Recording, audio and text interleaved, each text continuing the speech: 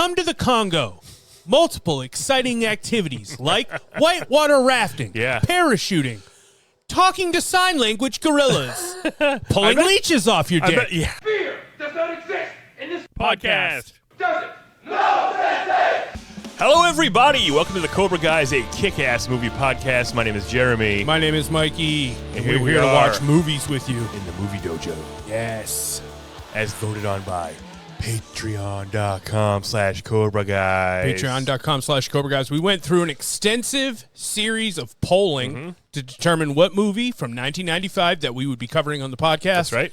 And it was Congo who was victorious after three rounds. I don't know why Congo won. Maybe because you said you liked Congo.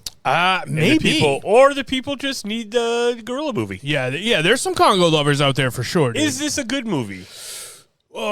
Is it a good movie?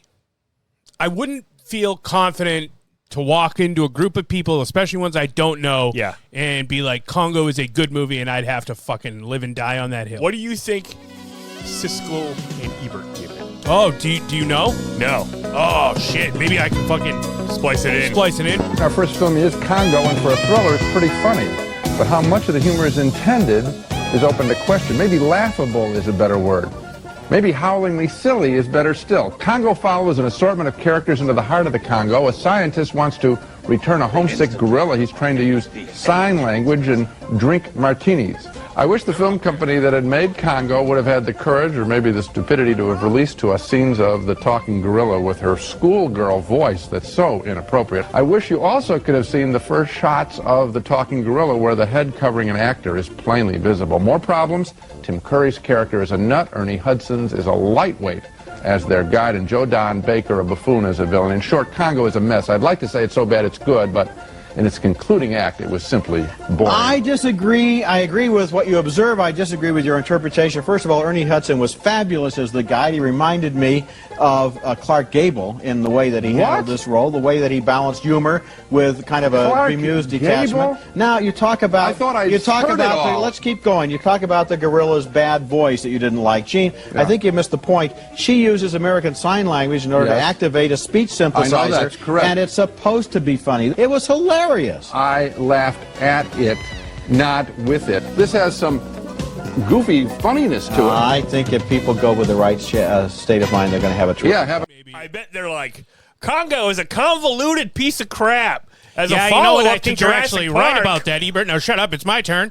It's me, Siskel, with all the Siskel hottest does takes. try to bully Ebert all the time. And it's not like he tries. I think Ebert sometimes just lets him go. Yeah, he's like, go for it, man. He's like, yeah, you're right. Hey, fuck me, right, Gene? I mean, I suppose sometimes Siskel and Ebert will come out of nowhere and surprise you, but I can't imagine Congo is going to be one of those times. I think ultimately 1995's the Congo. association with Jurassic Park might be the worst case scenario for the movie itself. Yeah, but some of its finer qualities exist because it is trying to be Jurassic Park. Like some of the scenes and the way that it's shot, and some of its prettiest. It is shot nice. Some of its prettiest scenes Yeah. are very Jurassic Park influenced. Yeah. But you can't compare. First of all, dinosaurs to gorillas. Gorillas love them. And I'm going to be honest, the gorillas aren't the main part of the movie. Barely. I mean, they're probably the coolest part of the movie, but it's like a lot of different obstacles they have to overcome, and the gorillas are just like the last one. Yes. Actually, not even. The volcano is the last one. I know you think that you're done. Yeah. Just when you fought the gray gorillas, you think it might be over. Yeah. But no. There's an erupting volcano. Yeah. Which happens because I believe he took one of the diamonds. Lasers. I believe because he took the diamond out. I know that sounds crazy, but I think because Herkimer Hermolker removed that first diamond when he comes out and it all starts falling apart. Destabilizes And he the goes, environment. I don't know what happened. And I think it made the whole place, somehow, King Solomon wired this volcano to With go off. diamonds. With diamonds, yeah. All right, let's get on this. Let's get in this movie. Let's get in this. this Is one of movie, my dude. all-time childhood favorites. That's though. great. I'm happy for you. I can see why it's the case. And honestly, by the end of it, the first time, because this is the first time I watched it for the pre-watch to this. Right. And I would say you probably didn't have any good notions going in. No. But by the end of it, I was like, that was kind of fun. Yeah. It and is there fun. were things. There are certainly things you can get out of the movie. They fucking skydive. They do all kinds of crazy It's a nice stuff. adventure movie. It feels like a commercial for a vacation. It does. It's All a right. great adventure movie. Here- this is on YouTube for free, guys. This is on YouTube, so watch it on YouTube along with us, guys. Sync up your DVDs. Or you could sync up your DVDs like we have here, Congo on DVD. All right, excellent. Here we go. 3, 2, 1, play.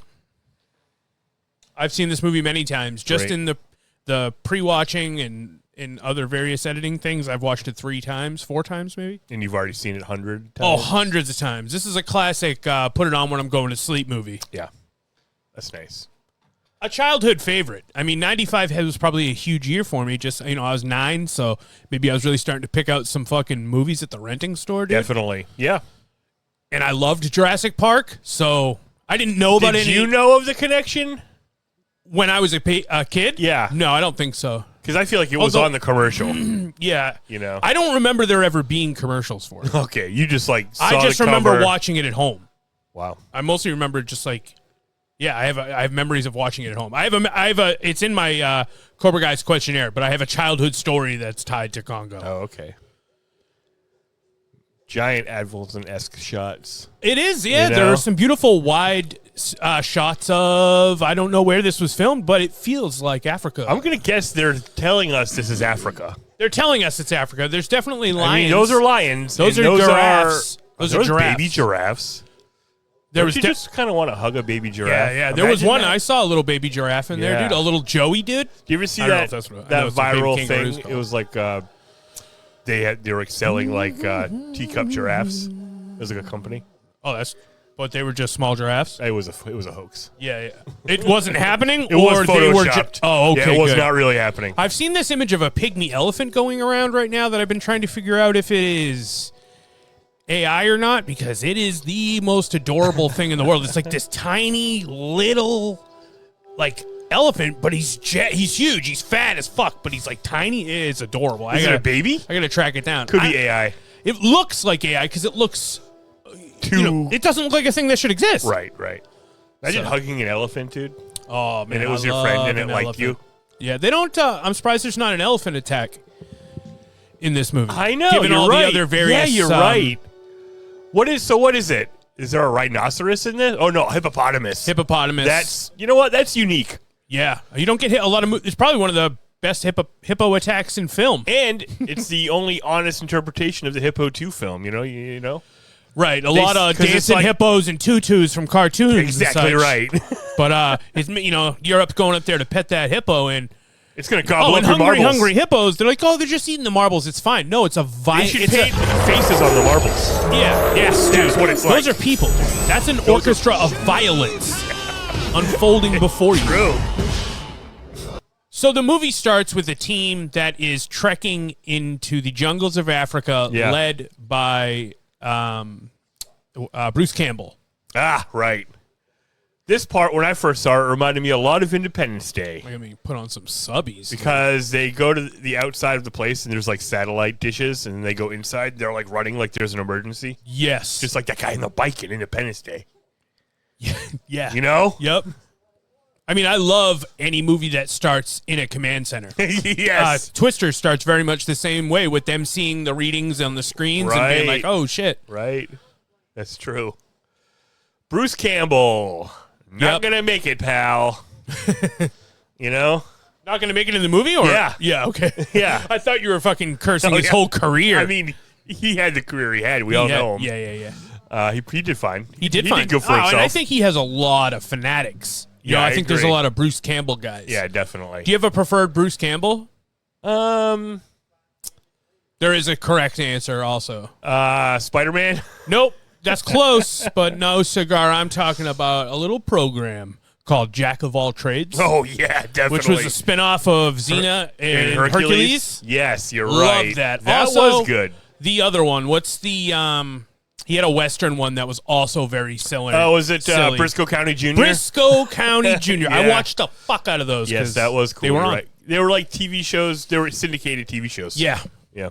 Yeah, it was like, very much. No network. They were just on it whatever time they wanted to put on, usually before the baseball game or after the baseball game. What a bygone fucking type of entertainment. There were so many, that's what Stargate was, I think. That's what fucking Next Gen was. Yeah. Next Gen was never on a network. That's crazy. That's insane. Yeah. And it still had like one of the most highest rated finales on syndication. That's wild. Yeah. That's wild. It's crazy. So we're Bruce Campbell, Evil Dead. Yes, that's probably his most famous role. My right? favorite Bruce Campbell role was from the first episode of the Evil Dead TV show. That's the only one I saw. No, I know what your favorite. But he was awesome. You forgot your favorite Bruce Campbell, dude. What? It's from your favorite USA television series. Oh my Burn God, Notice. Actually, you're right. I forgot. That is my favorite Bruce think Campbell. it is, dude. He's actually great on it. Yeah. He's the coolest guy on the show. And is he like he did what the main guy did before he's him? like ex-CIA, let's say. Right. He You know got what I mean? burn noticed maybe back in the day. No, or, I think he just is like retired, but Okay. not really. Right. You know. Yep. But yeah, everyone gets burn noticed. For It's sure. the nature of the burn notice. Yep. That's why it's called that. Yeah. So these two explorers, this is what the deal is, guys. Travacom, which we saw in that scene where they were with the satellites, is a communications company that has sent this group of I don't know. I actually don't know what they are. Are they scientists? Loose fingy scientists. I feel like they're searching Bruce Campbell's a badass guy they hired. Well, no, his wife he works isn't. He there, works so for he's part of- Travacom. He's the main guy's son. He seems like more of an adventurer than these other guys. I think that's because of all the watching of fucking Briscoe County Jr. You're right. and It just he looks like such a man compared to this dork. to the Dorcas Malorcas. Yeah. So they sent a team into the jungle looking for these specific diamonds that are going to power this laser they can use to bounce off their satellite, thus enhancing the abilities of this communications firm, which is worried about falling behind technologically. Wait, is the diamonds part of that? Oh yeah, they're Yeah. there. That's the whole. They're there for the diamonds. That's the whole point. Because the diamonds can power your satellite? Yes, they Why need a can't- specific. That's more profitable than selling the diamonds? Yes. Who I knew? mean, that's what they're. And it's a specific kind of diamond. Yeah. Yes. It's a blue diamond, I believe. Okay. Cool. That's Yeah. awesome. Yeah. So Because it's it has. They use a word. I forget what the little word they use is. It's got more, isotopes in it or whatever. Yeah. It's better Cool. for bouncing fucking signals around. But also, these lasers are lasers. Yeah. They're not like Radio waves. communication. Yeah. Yeah. Yeah, these she puts it later in that gun to make it a fucking real badass laser. Yeah, she puts it in that thing to make the thing a gun. It's not a gun she puts it in. Right. Yeah. Oh, it's no. the thing that would shoot the signal to the satellite. Bruce Campbell's eating his chocolate bar, just minding his own business. And then an His eyeball, cohort. Yeah. an Oh, eyeball lands near him. Yep. I And feel like I- I'd know an eyeball pretty quick if it was hit in my you? hand. Well, it was in his hand, and he still doesn't know what it was. Oh, yeah. He's like, Big what is reveal. this? Let me turn this thing around. Yeah, you're right. So I guess the apes ripped his friend apart Yep. and chucked his body. Yeah. Well, I think they pulled his eyeball. They just pulled his eyeball out and threw it at that guy intentionally to get him to go away. Yeah, okay. Because they're smart. It's not like he randomly did it. Right. Yeah. He's fucking with them, or he's trying to scare him away. Now, also, here's something crazy. Is that guy was like, hey, come with me, Bruce Campbell. And he's like, all right. And then they swim? Yeah, dude. He was like, here, come with me. Jump in this pond. And they're like, why? What are we doing? They're like, no, follow me. He's like, you see that wall? We're going to swim under that wall. Yeah, that's- How'd you find this? Yeah, right? He was wet, so he was just swimming. Thus, once they went in there, entering the ancient city of Azinj. Right. And then the apes were like, The second you go in there, yeah, you got to go. yeah, crazy. Right. Yep. Yeah, I wish I had all the characters of the names. I mean, the names of the characters here. Is that Laura Linney? I believe that is Laura Linney. Yeah. This also starts similar to Arachnophobia. They're also in a jungle, fucking with things they shouldn't be fucking with.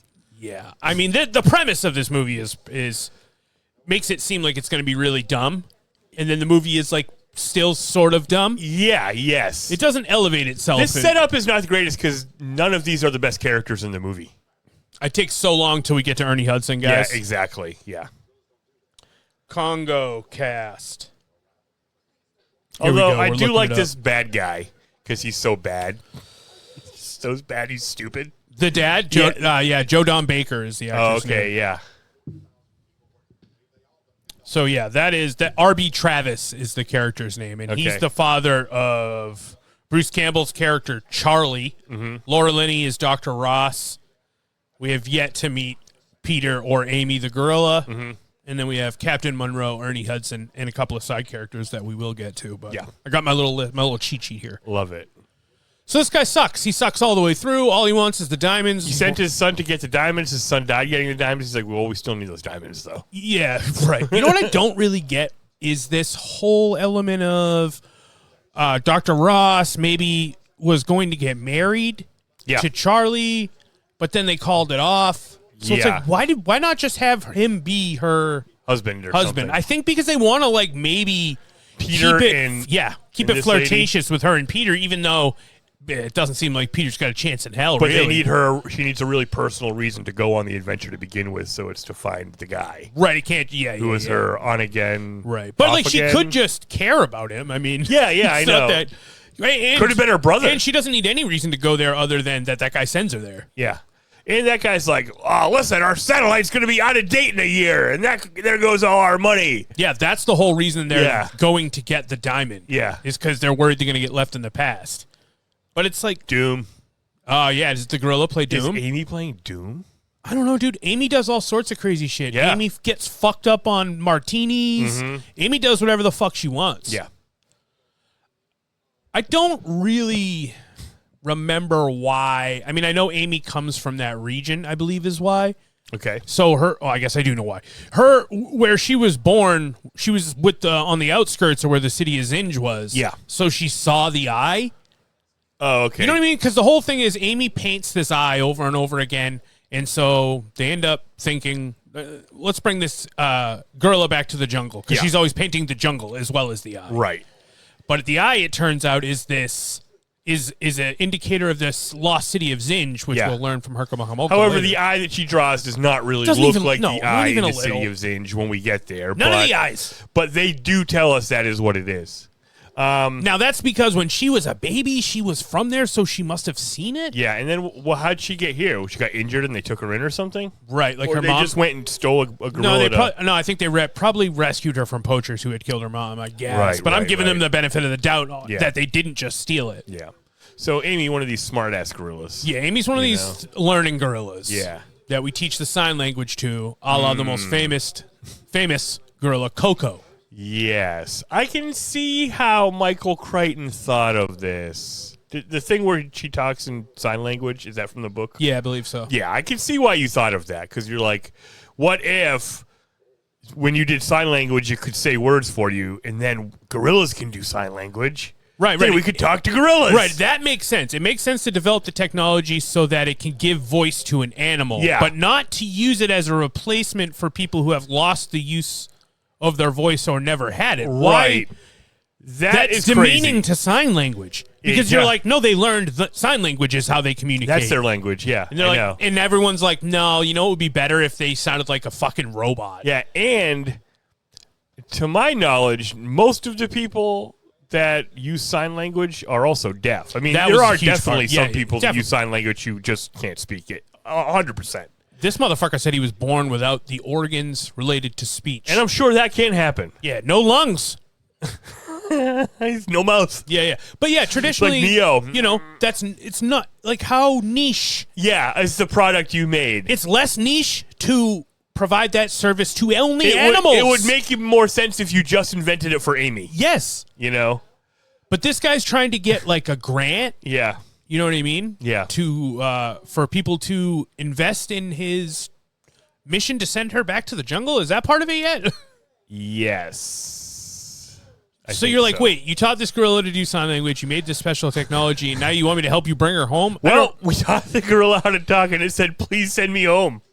Yeah, that's fucked up if we don't, right, guys? Damn, we better. And there's a couple of perhaps investors in the crowd, one of which played by the dude who plays Earl from the show Dinosaurs. Oh, yeah, you're right. We should learn that guy's name. I know. Speaking of the show Dinosaurs, the gorillas look stupid in this. You know? You think, because, what was that supposed to mean? The dinosaurs look stupid in Dinosaurs? No, and the dinosaurs look amazing in Dinosaurs. Oh, so it's a stark contrast. Yeah. And how the dinosaurs look good in Jurassic Park. Yeah, you're right. And how, like, they don't these look gorillas, like gorillas look worse than the Ninja Turtles. Yeah, the Ninja Turtles. Which was made 5 years earlier. The Ninja Turtles look like if you had humanoid walking, talking turtles. Yeah. Like, now, you know, I know it's not going to look exactly like a real gorilla, but it could at least have more articulation. Right. You know? So. And it's, we got Amy, who is this, like, more, human docile gorilla. Yeah. But then we meet some regular wild gorillas. Yeah. But then we also have the gray gorillas who are not a real animal. Right. So it's like none of these Those are monsters. Yeah. They can look however they want. And they look so much like the quote-unquote real gorillas that you're like, no, they're not real. Everything looks fake. All the gorillas are fake. All the gorillas are fake. None of the gorillas are real in this movie, guys. Which is great. That's what you want. But, I You're just right. feel like you should have hired Jim Henson. I don't love that we got to put a fucking a little homie inside there, though. Well, yeah, that's true, but I too. guess that was just the way we did And things. there are people that make a living doing that. Well, I'm not trying to take away jobs from the little homies. Yeah, no way. exactly. I would never do that. I'm not fucking. Am I wrong, or does this guy kind of look like Patrick Swayze? Like an ugly version? His eyes, maybe? I don't know what it is. The main guy? Yeah, Peter. Yeah, Peter Dylan Walsh. Guys, does he look like Swayze? Let me know. I kind of think he does in the eyes. In the top of the nose. Top like right here. No, his nose is, I think his nose, the top of the nose, not the point of the nose. No, like right here. Okay, but you agree the point of his nose, nothing like it. Nothing like it. His chin, nothing like it. Yeah, his mouth, get out of here. Uh-oh. Here we go. We have, a crazy cast. Yeah. We got Tim Curry as Herkimer Hermolkemer. Yep. Tim Curry's finest role. No, I'm just kidding. Probably like number 9. Yeah, he's around. It's got to be fucking, Let's Do the Time Warp. Yeah, right? 100%. His most legendary role. Yes. So he just shows up out of nowhere. Those dudes were at lunch. He was with his, Peter was with his boss. Mm-hmm. He's like, we got to bring fucking this gorilla home, dude. Yep. He's like, we don't have the money for that, Peter. We can't do that kind of thing. And then, hello, it's me, Herkimer Hermolkemer. I have the money to bring you back the gorilla to the jungle. Yep. Weird. Why is that guy there? That because he's obsessed with going to find this diamond mine, the lost city of Z, and he knows he can manipulate this idiot. Although I don't everyone know how, can manipulate. I don't know this how idiot. they get there if he doesn't actually have any money. Dr. Karen Ross. Oh, so a coincidence? I think because isn't fucking Herkimer Hermolkemer supposed to fund the trip? That's what he said. Yeah, but Karen Ross is on the lookout for something they can use as a cover to send her team in, because it's like they don't want people to know they're sending people back into the jungle again. So this is a humanitarian effort. Yes, but it is a coincidence that who's paying for it before she gets here. Herkimer Hermolkemer, I think, must have been paying he had enough for money, but not for the fuel. Right. Because that's what it was. The pilot was like, all right, let's just sign you just need to pay me for the fuel. And he said, how much money is? And he said, $56,000. And then, boom, we cut away, and now we're outside, and they're unloading all the gear from the plane, and Dr. Walsh is like, what the fuck's going on? Oh, that's his real name. Yeah. Peter's like, what the fuck's going on here? And they're like, oh, we don't have any money, which coincidentally works out for Dr. Ross here. Okay, so it's a confluence of events. Yeah. That's hilarious. I don't think she manufactured any of these. Right. Her company didn't do anything to make them need to have her. Right. Here. And Tim Curry just is bad at doing scams. I don't understand how we got this far on the scam. Yeah. He was maybe going to try to sweet talk the guy into putting the fuel, letting him pay for it when he gets there, and then just not doing it. Yeah, Herkimer Hermolkemer is the kind of guy that will figure it out as he's going. He's like, we'll wire you money from my kingdom of Romania. In the deal, Dr. Herkimer Hermolkemer, formerly of Romania, Dr. Karen Ross. Formerly. Did you get kicked out? Yeah, man, he got kicked out everywhere because he's a scumbag. Credit flow. So he was wheeling and dealing on credit. Yeah. The whole time. I see, and then they said, no credits, only money. Yeah. And he didn't have any and money. This lady just brought stacks of cash. She just hands them out sometimes. Straight up has a briefy full like of $1 million stacks. man. Yeah. These guys are trying to get into Africa. That's right, yeah. Trying to get into the titular Congo. Yep. All right, I kind of do like the monkey. No, the monkey rules. Yeah, I loved it because I thought it was awesome when I was a little kid. Yes. Because I didn't understand that there was a little person in there. Oh, yeah. So I guess I thought it was, I didn't think it was a real gorilla. Did you think it was like a I guess robot? I thought it was a robot. So you can see how impressed I was. Yeah. Look at this robot. Totally. It's doing incredible. You're right. I just feel like it's not as expressive as it could be. Well, it can talk, dude. Yep, that's true. That's actually kind of a damning observation. If the gorilla can talk and it's still not expressive enough for you. Yeah. Amy's kind of a diva. Absolutely. I don't know why she thinks she can just go live in the fucking jungle. You know what they don't have? Martinis, Amy. She only needs martinis when she flies. Shitty, Mikey, Amy. I'm one of your staunchest defenders. She hates the new lady because she's a lady. Yes, because Peter is her boyfriend. Yeah, that's right, because Peter's a loser. Yeah. Shitty Peter. That's shitty this movie. Shitty Peter, yeah.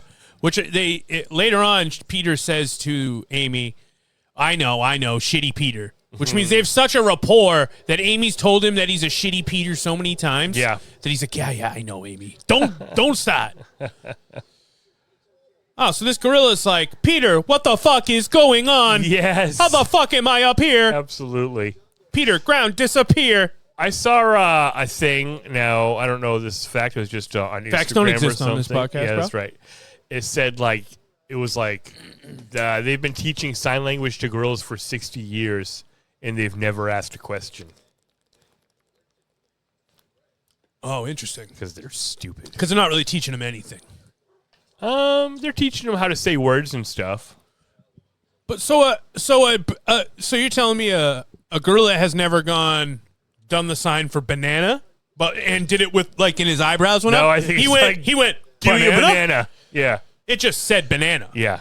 Or it's like, But isn't that a question? give me the banana? Or I'll kill you. I want the banana. I want the banana. So they made declarative statements. Yeah, I think so. I mean, I'm not trying to poke holes I in your think story, you're right. but I am. Yeah, they're not curious.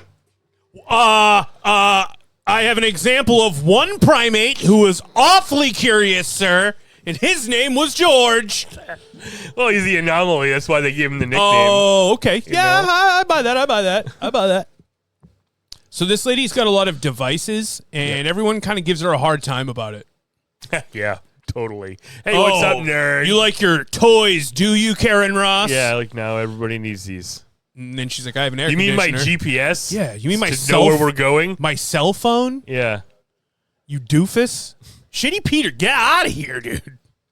This is so funny. So Amy had insulted her in Dr. Ross, and then later on that night when Amy's sleeping, Peter comes in and he's like, hey, man, I just want you to know that I only said that you were ugly because that was what Amy said. Yeah. And she's like, yeah, dude, I fucking know. This guy's got zero Mac. This is crazy how this movie's just moving, though. You know It what I mean? cooks. It cooks. Like, yeah, hey, We're we're all taking the monkey. We're going to the fucking jungle. Yeah. We already have. You're like, shit, all right. Yeah, we already have Amy and her. Homoculum has joined your party. Bling. Boy, Harmolkum joined. Yeah. Karen Ross joined. Yeah. Multiple more people will join their party. This is the first plane they take Amy on. Right. And did he give her the booze yet or no? No. This is just a regular. This is like a commercial flight, kind of. I mean, okay. We're taking a plane into Africa. Don't they also fucking drug her banana at some point? They Put did some pills in her banana. They gave her the martini, which chilled her out. Yeah. For this part, That's and right, then they straight up knock her the fuck out with crazy. a special banana.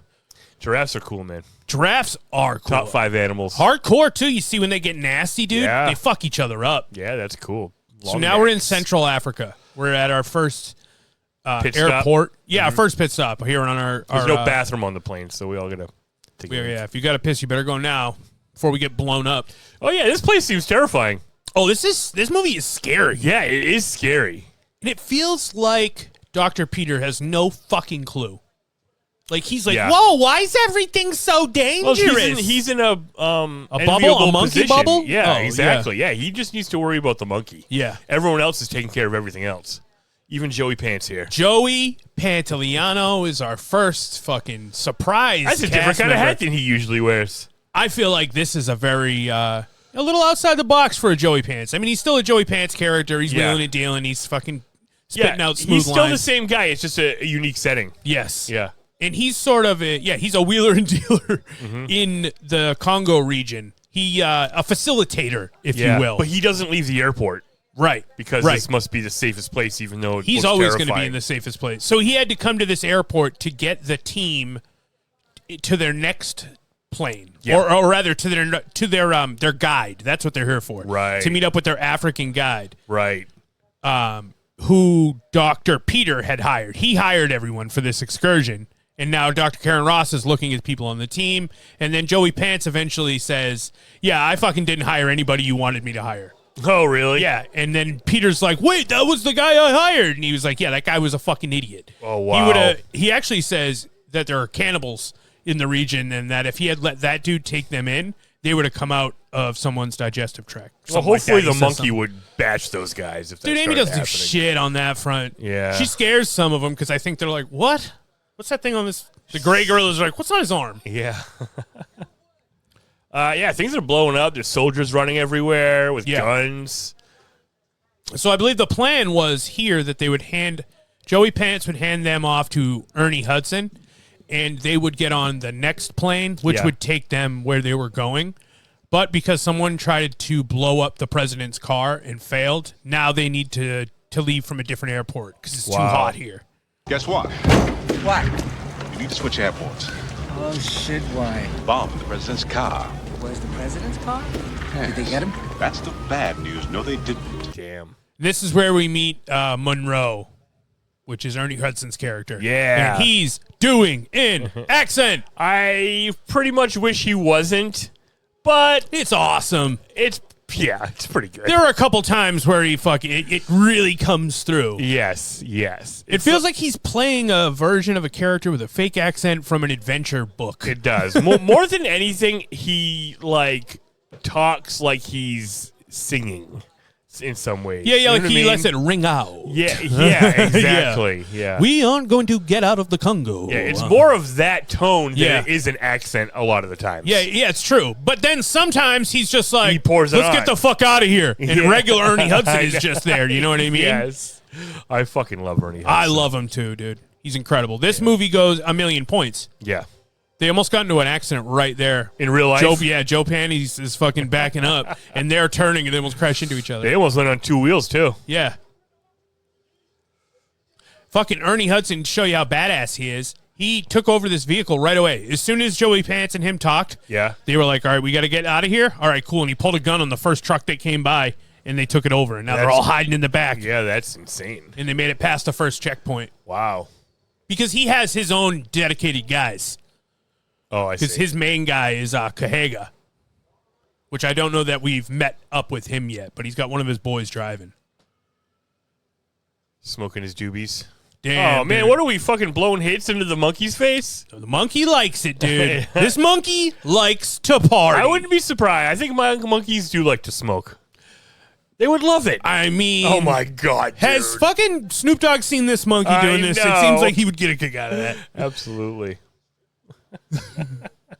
It just seems like he's chill as fuck. That's crazy. All right, now the monkey. That doesn't look like a monkey. That looks like a guy who's like, "What's up, nephew?" Like the way he's holding it so cool. Yep. She, excuse me. She, I like smoking. Yeah. Give me more of 500 cigarettes. So what are these, like long cigars? What cigarillos? Cigarillos? Maybe? Okay, yeah. I don't know, thin cigars maybe. Thin cigars. I don't know what you call them. Ernie's spliffing these things off left and right. Dude. Yeah, absolutely. He let Amy have that one and sparked a new one. Yeah, you're right. What a cool guy. I love that. I run a few guns. You sons of bitches ruined the world. So right now they're all riding in the back of the truck, and they're pretty much having a conversation about how none of us are better than anyone else here in this truck. You know, it's Dr. Peters sort of judging all these people like, oh, I'm not involved in this, you know, all this war and stuff, and we don't want to be a part of this. And you kinds of people, he sort of says. And wow, you hit him with you people? I don't know if he said you people, but he did. And then he's like, well, what the fuck are you doing? He's like, I'm a scientist. And he's like, you're trafficking a gorilla, bro. What are you talking about? Is this illegal? Yeah, for sure. Because the first thing we're allowed to bring gorillas back to Congo. Illegal to bring the gorilla back to the Congo sounds insane. I mean, I guess because who knows how many countries you're going through.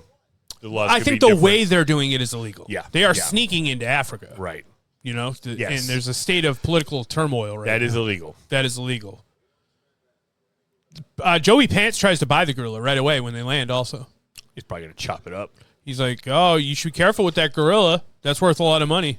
Oh, wow. Yeah, and I think he says $25,000, which is like, yeah, that's not nothing, but it's sort of sad. $25,000, we're just going to, this gorilla's dunzo. Yeah. It's not worth a gorilla's life. Yeah, man. So now we've got stopped at another checkpoint. That's not good. We better just get out and run. Oh, they're like a white woman? That seems weird. And a gorilla? Yeah. That's even weirder. Yeah, there's a bunch of fucking Americans back there, dude. Yeah. Wait a minute. Is there's that a fucking white nerd in here. Yeah, yeah. All right, tell that talking gorilla to get out of the way. Oh, white nerd! Uh-oh. This is terrifying, dude. Yeah. Now they're getting interrogated. Yeah. For trying to get into Zaire. In a foreign country. And honestly, who even knows who these guys are? Are they the government or are they the new government? I think, yeah, great questions. You know? And I'm not sure. Because I believe they end up, the Sesame Cake guy coming up. I think he's like a warlord. It seems that way, yeah. And I think those guys sort of work for him. Right. So. The Hotel Leopold, that's where they are now. They have been brought before, what's this character's name? Delroy Lindo's character. Which for some reason when you fucking Google the cast, they don't even like to list him on there. Really? Yeah. They don't know about the Sesame Cake? I don't understand. It's not like he doesn't even have any lines. Right? Yeah. Stop eating a sesame cake, dude. So this is maybe the most legendary part of the movie, I think. I think Sesame Cake is... famous? Yeah, I think so. Wow. If anyone sees Congo, I think they walk away remembering the Sesame Cake. That's I would what I'm saying. remember when that lady shot the gorilla with the laser. Yeah, actually, that's a good point. But maybe they didn't get to that part. This is awkward. Oh, this when is he yells very at them awkward. for eating his cake. He insists that they eat the cake. Yeah, and you're then right. he turns on them. Well, about I the think cake. he's only mad at Dr. Herkema. Yeah. Because he knows who he is and he's a piece of shit. He is a piece of shit. Yeah. I love that Monroe knew him as well. Yeah. And even though Monroe knows him, Dr. Homolka keeps like the ruse up. He's like not coming clean. He keeps pretending like he doesn't know Ernie Hudson. Yeah, you're right. Which is strange. Oh, he's a liar. He's a liar. Yeah. Damn, dude. She's ladies. Karen's pulling out the stacks. Fat stacks. Old school. What was those $500 bill? Was that how many trumps is that? Yeah, there's a lot of hundies. Yeah. I'm dropping trumps on your ass. I don't That's know. what it's gonna be like. Yeah. Rap songs. Stack. I mean, putting anything with a 50 in it, you're like, well, now you've complicated the math. Yeah, I agree. It's absurd. What am I going to do with that? Unless you're accounting for inflation, this is going to be the new 100. Yeah, that's sad. Yeah. Hey, Mr. Homolka, stop eating my sesame cake. Stop eating my sesame cake! Hey, Mr. Homolka, stop eating my sesame cake, dude. Stop eating my fucking sesame cake. Seriously, this isn't a joke. Dickhead. Take my fucking sesame cake out of your mouth or I'm going to beat your ass. What do you do? Can't I swallow the part I'm eating? No. Okay. He called him a bag of shit. I wonder if sesame cake's hard to come by. Probably not for this guy. Yeah. I know. I was trying to find a proper sesame cake to even see what it is, and it seems like there's a lot of interpretations of the sesame cake. Really? Yeah. Different people, different regions do a thing called a sesame cake, or they do it differently. I've had sesame seed muffins. Is it like that? I think it's it has to be good. the same components. Yeah. Sesame seeds. Yeah, it's pretty good. I know, right? It's like but look at that cake. It looks almost like a sweet bread. Yeah, more like a than pound a cake cake. because it's got like a crust on it. Yeah, you're right. It's like a banana bread. A banana. Stop eating my banana bread. I love the way that he takes it and staples it in that paper bag. Yeah, how much money was that? $200,000. $200,000? Warlord stuff. Yeah, I mean those were. I mean, is that 1,000? No, because that would be 10. Is that 10? How much is in a stack of hundies like? Right, because it's like say it's 10 50. 100s is 1,000. Right. So yeah, it's probably so 50,000. 50,000. Yeah. So shit, 200K. Nice. That's some expensive sesame cake. Yeah, I mean that'll get you through someone's region. You know, that'll pass you right through the region of Zaire, deep into within the Congo. Cold hard cash. They got this. As long one as they guy. don't just decide to kill you and take your cash. Right. I actually think this is pretty fair. We came in. They said, "Give us a fat stack." You gave them the fat stack. They let you go. Hey, we brought the money. Yeah, there's a bunch of other people in that waiting room they were in that ain't going anywhere, and they ain't getting no sesame cake. No, they don't have the money. Yeah. And they probably don't even get to go in and fucking have a cool conversation with Delroy Lindo. Yeah, true. They were probably just like war-torn refugees. Yeah, people were like pushing guns in their faces and stuff. It's such a like all this element of political unrest and like the threatening of lives, and it really bumps up against like, let's bring the gorilla back to the jungle. Yeah, which then bumps into the man killing gorillas. In some ways, it's like if the movie is about bringing the gorilla back to the jungle, it's like, ain't that easy. That's right. really what it's about. Yeah. So now, you sound simple to you, Peter. Idiot. Peter's the shitty idiot. Yeah. Here we go. Kahega, dude. That's my guy. He's a Kikuyu tribesman. Where are we now? Tanzania. All right. Yeah, the giraffes are real stars of this movie. Damn, dude. This is I giraffe. brought the giraffes to fight them. Yes. The apes. It's a giraffe-heavy flick. Me and the giraffe swim underneath the thing. And then it just starts necking them. You know? Wrecking him with his neck. Neck wreck. Neck wreck, yeah. Here we go. Amy's out. She's out in the sun. She's walking around. She's like, all right, this is pretty good. I do feel like I'm close to where I want to be, but I feel like she's like, this isn't what I was. Still human houses everywhere and people. Yeah. I want to see some apes, please. All these guys, Monroe's team, they're all busting Dr. Peter's balls, saying that they're husband and wife. Yeah, that is like how it is, though. It is how it is. Astutely observed. Yeah, you're right. I fucked a monkey. So now Dr. Hudson's like, hey, I fucking know you, dude. Dr. Hudson. Dr. Ernie Hudson. I just mixed so many things. Ernie Hudson is calling out Herkimer Hamoka for being a piece of shit that he definitely knows. He's like, why are you with this fucking guy? He owes me $20. He owes me $20, and he carried him out of the jungle. It's crazy to pretend you don't know a guy that carried you out of a jungle. Yeah, true. And Mr. Homolka here had to be carried out of the jungle by, as I remember it, me. I knew he wasn't a Romanian philanthropist. So he's obsessed with coming to this diamond mine, and he keeps trying to go there with different people. Yeah, he keeps having different Like, excursions. oh, hey, where you happen to be going? I'll go there with you. And he got a whole team killed, it sounds like last time. Damn, by gorillas? I don't think they even got that far. Or by gorillas. Yeah, because he never... With a U. Yeah, because they never... Yeah, probably gorillas with a U. Because they never found the city. Yeah, right. And this guy it's like all this stuff, this secret city, all this King Solomon. It's just because he wants the diamonds so he can be rich. That's all Dr. Homolka wants. Does he want to be famous for discovering it? No, at the end when he's trying to grab all the diamonds, and he's like, guys, we have to take these diamonds. We'll be rich. Yeah, good point. Apparently that's what just matters. Greed. Yep, just greed. But I mean, King Solomon was greedy too, right? Because they were his diamonds. Well, and he created a whole race of man-killing gorillas to protect them. So, yeah he might have been worse than Herkimer Hamoka. Yeah. Joey Pants, he just appears again out of nowhere. Yeah, you're right. He just rolls up and he's like, all right, I got you everything you needed, including the balloon. Oh, that's good. What balloon? The balloon. They straight up copy the end of Jurassic Park, though. Like, they fly off into the sunset in the balloon as opposed to in the plane. It's exactly the same. Oh, really? You know, at the end of Jurassic Park, they're in the plane going home and like, at the end of this, it's the same thing. They're floating in the thing. And like, where are we going? I don't know. I just hope it's somewhere good. That's pretty good, though. The balloon? I love a nice balloon. Oh, and it's awesome when they start blowing it up and they get on there. They're going to escape the fucking no. So now we're on a worse plane. Yeah. Like a cargo plane, exactly. Yeah. And he broke the banana in half, pushed a pill in it, and he's roofieing her. We got to roofie this gorilla. You know? Because gorillas get freaked out when the pressure changes. Well, I think they know something's going to fucking go down. Fuck. You know what I mean? Ernie Hudson knows that they might not make it all the way in the air. Yeah. So they're already packing all their gear up to throw it out the plane. Right. It's like, oh, now's the part where we get shot down. Right. Oh, well, they were going to jump out of the plane the whole time. Yeah. Dude, they're getting fucking shooting RPGs on it. Like, yeah, dude. Baldur's Gate. Incredible shot. Skyrim. Yeah. RPGs. I was like, what the fuck is he talking about? That's funny.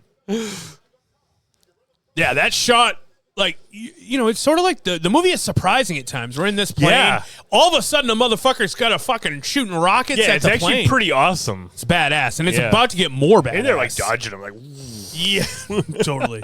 It has a lot of, you know, everybody's wearing the outfits, and it's got the vibes of an Indiana Jones. Yeah, like wearing on an old-timey adventure. I actually like this more than Indiana Jones. I don't really like Indiana Jones. Yeah. It's more, I I agree. What's happening right now is way more badass than I've ever seen anything Indiana Jones do. This is a fun team movie, too. Yeah. This is the most badass thing ever. Yeah. These dudes shoot a rocket at the plane, and Karen Ross says, everyone move. And she shoots a flare out of the fucking side of the plane. Yeah. Badass. And so those are heat-seeking missiles? Sure. And so they're going towards the flare and blowing up? It has to be. It has to be. This is insane. It has to be. Ernie Hudson says, yo, I want to try that. Let's do it sexy and back to two more side. guys shoot missiles, and they're like, oh, now I have a flare gun, not today. Bang. That's crazy. Very cool. All right, everyone gets their packs on. Jump out of the plane. Their goggles. I would want goggles if I was. Same. I guess otherwise you wouldn't be able to open your eyes. Yeah. Unless you're like Tom Cruise. So Karen's ex-CIA, they say. Wow. That's awesome. It makes sense. That's why that company hired her. Yeah. And then she's like, I wasn't ex-CIA. And they're like, no, I think you were. She's like, oh, I heard they're bad guys. She's like, yeah, those guys are assholes. Oh, wait, no, I wasn't in the CIA. Oh, shit. So Dr. What the fuck is this guy's last name? I don't know. Uh-oh. So Peter Elliot. Dr. Elliot. Peter has to hold on to the monkey while he jumps. No, the big guy does. Oh, okay. Does he Hudson, have an extra Hudson good, has the monkey. Does he have an extra good parachute, or they're all just that strong? I think you they're can all have two just, people. Yeah, I guess. I guess because you do tandem jumps. How much? I mean, I know Amy's small, but how fucking heavy is that girl? Probably 300 to 400 pounds. Yeah. Everyone jumping out of the plane scene is terrific. Yeah, it's awesome. great. It perfectly shows us each character. Like Herkima's wants to jump out of the plane because he wants to go to get the diamonds. He loves the adventure, but then he tells that guy yeah, you're gonna have to push me out. Did the actors jump out of the planes or no? Probably not, because they didn't show his face, but he was performing like a guy who didn't want to jump out of the plane. Right. I hope so for the fun of the actors. Yeah. But yeah. One thing I do like about he jumped with the gorilla. Ernie Hudson jumped with the gorilla. One of the things that I like about Dr. Peter is he didn't hesitate, though. I mean, he said he didn't want to get off the plane, but once he said it was going, the guy's like, "Do you need me to push you too?" And he's like, laughs at him and just fucking jumps out of the window, the door. I like this kind of parachute where you can glide in and you get to this, you know? Yeah. That's sick. Are there other kinds of parachutes? I think every parachute has those. That's how they rounder sometimes. That's how you got, the shape paratrooper of style. The shape of the parachute can be different. Yeah, but I mean, you're always still doing the same thing. Oh, okay. Well, it looks fun. Yeah. That's like a parasail. You can go behind a boat in that. Yeah. You know? Yep. Oh, fuck, they finally got the plane. But I bet you go down faster in one of those. Yeah. Because it's not catching as much air. Yes. Damn, dude. So there's a whole squad of dudes lined up in the jungle that are just shooting rockets at planes all day. Yeah. They get up for work and leave and go blow up planes. And there weren't my job is to shoot the plane, not the fucking people. Right. I just saw 9 people jump out in parachutes. The jungle will get them. Yeah. Fair. They're going to get eaten by hippos or fucking leeches or snakes or spiders or... I don't think... Is there a snake? No. No snakes. No snakes. Just gorillas. It's leeches. I think the big guy kills a snake at one point. Okay. Kahega kills a snake.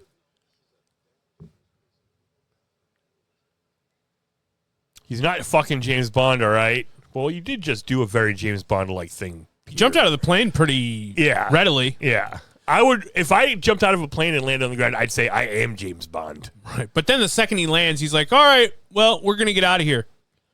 That's what Peter's saying. He's like, oh, I don't want to, which way is... Oh, he wants to go home? Yeah. He's Where's like, America? He's like, oh, I'm not doing this. Yeah. We're going to leave. And then fucking... Monroe's like, okay, go whatever fucking direction you want. Yeah. I don't give a shit. You're going to die either way, so. Amy's gentle. Amy is gentle. She's watching the little leaf ants and the geckos. Yeah, she was raised in a trailer just fucking drinking and doing whatever she wants. She's got no reason to be violent. Yeah, I don't know. I mean, I guess we needed the tie between Amy knowing the eyeball and Dr. Homolker, but... Yeah. Yeah, I know. It kind of doesn't matter. It kind of doesn't matter.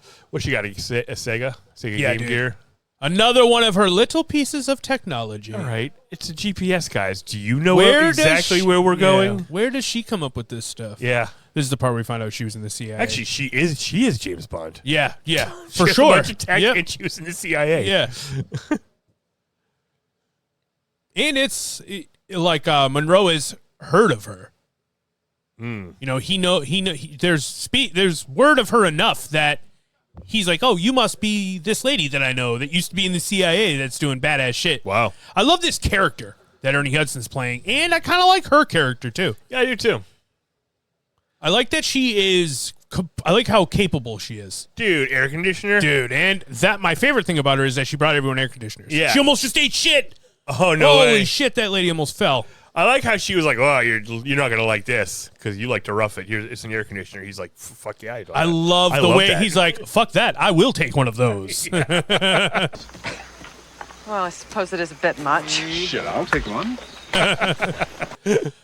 Looks like Herkimer Hamoka's just pounding down a Marby, dude. That's a classic cigarette. Yep, absolutely. It's a Marlboro. Is that a Red or a 100? There is something too. I mean, seeing a motherfucker just smoking on a cigarette. I think smoking cigarettes is the dumbest fucking thing in the world. I really do. I agree. But a Waste of motherfucker, money, you're destroying your health. yeah. This, on the other hand, is the devil's. I mean, well, I almost said the devil's lettuce, but well, fuck. But I'm down with the devil. Smoking a cigarette looks cool as fuck.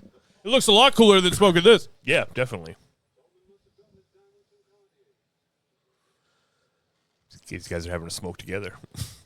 Everybody smoke. We're I'll all smoke smoking. my cigarillo while you smoke your cigarette. And we'll smoke our Bolorini. What are we making up? Some gorilla paste for Amy? What do you think's in that? Bananas? Probably fucking Vicodin and shit. I don't know. Yeah. Fentanyl. Fucking it's acid, dude. Yeah, some of the crazy shit. I just saw they arrested like 20 people in a fentanyl sting in the city. In our city? In our fair city? In our fair city. That's good. Get them off the streets. Yeah, you hate that they're in there in the first place, but I guess it's everywhere. You can't stop that part of it, so might as well bust them. And a lady just died at that pond. I take my break at. Dude, that is also a fucking meteor exploded in the atmosphere yesterday. Yes. Mikey felt it in his butt. Dude, it was crazy. I'm sitting in the chair that Jeremy's sitting in right now, and I just all of a sudden I hear this boosh, and I feel all this rumble from underneath, and my first thought was, I guess the oven on the first floor apartment just exploded. Yeah. Or the something exploded in the basement. That's what I thought. That would be insane. And then a couple hours later, you were like talking about like, yeah, there was a fucking thing that exploded, and some people said they felt it, and I was like, wait a minute, I felt that in my butt. Yeah, that's crazy.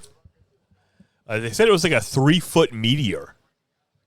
And it just like or a beluga. So what happened? It like popped. It landed. Oh, it crashed. I think it hit crashed the in ground? the ocean. Oh, into the ocean. I thought I wasn't sure what made the sound. Well, or at first I thought it like exploded it in the atmosphere. That's what I heard at first. But then I saw a video of it like fucking just a shooting star coming down to Earth. But why do we only feel it here if it hit the ocean? Like they didn't feel it in Boston.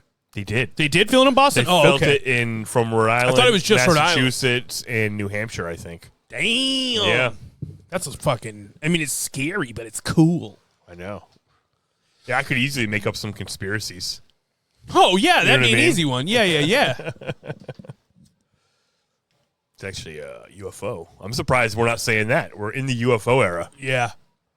It was wild. It's crazy to think you can feel something like that. Yeah. It gives you an indicator that if like there was ever a major event like that, you'd be wiped out before you even knew it. Yeah. Like if that was like a 20-foot. I mean, the fact that was 3 feet and you heard it in 3 states. Yeah. Felt it. Yeah. Felt Physically felt it in my butt, dude. Like everyone thought it was in their neighborhood. Yeah. I thought like maybe it was thunder, but even then I was like, that would have been some gnarly thunder, man. Yeah. Everyone is sleeping. I love the vibes of I agree. Everyone It's in their raining tent. out. Oh, Karen Ross not only brought the air conditioners, she brought these badass tents. One of these pop tents. Cacao. It's ready to go. I love that. You just chuck it out and now it's a tent. But they're all sleeping, and then the monkeys are going cuckoo. Yeah. And it's because it's fuck time in the jungle, baby. Is that why? Yeah. Oh, I see. Yep, that was all the monkeys having sex. And then that's why Peter and the lady shared that look, like maybe we should be fucking. And he did that really awkward joke thing where he started imitating a monkey. Yeah. He goes, oh, ah! I was like, Can it, Nobody Peter? likes that, No dude. one wants that He's like, shit. oh, my fucking sweet monkey impression. Amy should have fucking woken up and come out of the tent and been, shitty Peter! Yeah. Oh, no. They're getting flooded. Yeah. This poor son of a bitch that had to come here with fucking Dr. Elliot. He's like his side guy. Oh, yeah. See, here's the snake. Oh, shit. There's a tiny little snake that I don't think is bothering anyone. And Kahega said, I'm going to cut off Maybe your it's head. poisonous and he knows that. He knows, dude. He's from here. Yeah, he's from here. He's part of a local tribe. Yeah. That seemed like an arduous night for them. For sure. The one guy, the little nerdy guy, the doctor's friend, or Peter's friend, his tent was getting like washed away. Yeah. They let Amy stay in a tent?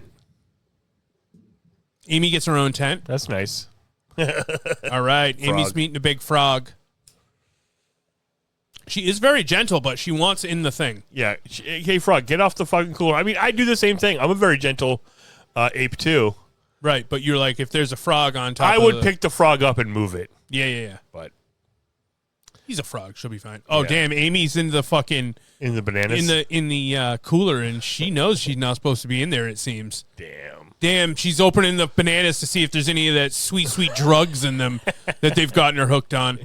Yeah. Speaking of something getting hooked on something, poor Dr. Peter has found himself with something upon his Peter. A leech is attached to this man's and penis. he's like showing Ernie Hudson his dick. Yep. He's like, look, what's going on here? He's like, you got a leech on your dick, pal. Oh, shit. He's like, take it off. He's like, I'm not going to, what? Shut up. Burn it off with his cigarette. Yeah, dude. Is that what you have to do? I mean, it is in the jungle, baby. If you pull it off, what? It'll rip off your entire penis. That's what I'm thinking. And then all the monkeys will laugh at you in the night. Stand By Me, they all just took them off, but maybe it was really because this is a there. fucking... this is a Hardcore Congolese. Yep. Okay, you're right. These are special, nasty, dick-sucking leeches. I think Ernie Hudson was ribbing him, and he just wanted to fucking... You want to see if we can get him to burn his penis. Dick, yeah. But you know what's really funny? Peter gave him the cigarello back. Yeah. He was like, yeah, I don't want your penis burner, dude. Definitely. I love that moment. It turns from a funny moment to a tense moment, kind of into a funny moment because he gets him to burn the thing off his penis and he throws the cigarette away. And then Dr. Peter notices two dudes in the jungle looking right at him. Yeah. And then Monroe's like, play it cool. And you think, this is a local tribe, so we're probably in some serious trouble. Yep. But then these two dudes come up and they start busting I keep calling him a doctor. They keep busting Monroe's balls because they're like, oh, what is he saying? And he's like, he says something like they don't think I'm a black guy because I'm not carrying something on my head. Why are they laughing? They asked who was in charge. I said I was. What's so funny about that? I'm black. I should have luggage on my head. That's what the two guys. So it's like they sent the fucking Weisenheimers of this tribe to go bust Ernie's balls. That's crazy. Yeah. And they said they found like a dead white guy, right? Yeah. Who has this symbol on him, and it's the Travacom symbol. I do think perhaps that, the performers are certainly well above the material that's provided. I think specifically with Ernie Hudson and Laura Linney. Yes. You know what I mean? agree. Like Laura Linney, the look on her face right there, I was like, wow, I'm seeing so many different emotions. She's so worried about this character that we're looking for. Absolutely. I forgot there was stakes because we were just having a silly gorilla adventure. I know what you're saying. Yeah, like it's like the cast is great. It elevates the movie. Yes. All right, we got a tribe. They're doing There's a death dance. Yes. This is to try to... Yeah. Remove the soul from the body so this guy can finish dying? No, they're trying to get the soul to go back into his body. Oh, okay. Yeah, they're trying to help him because when the soul's trying to escape and they're trying to sing that sucker back in there. Get back. Yeah. All right, that's cool. Too late, guys. This part always scared me. This is intense. Yeah, it is intense. It seems like, some tribal rituals became like hypnotic. Yes. Or like a spiritual experience. It looks like they're all tripping out. Yes. And I get to the point where I think all of us are like, are they doing magic? Is that are they gonna going work? to bring this dude back to I know, life? yeah, exactly. And originally they say they found a dead white man, like you said, but they have like 7 different words for it's dead. like death is only the beginning. Yeah. Yes. Oh, he lost his shoe. This is Bob Driscoll. Yeah. Oh, who is this? Bob Driscoll. He's part of the party that originally was lost at the beginning of the movie. Oh, he was the dude. So Lord Linney's the third wave? No, this guy was with Evil Dead. Oh, okay, yeah. He was with part of Bruce Campbell's party. You see him in the background earlier. Is he alive?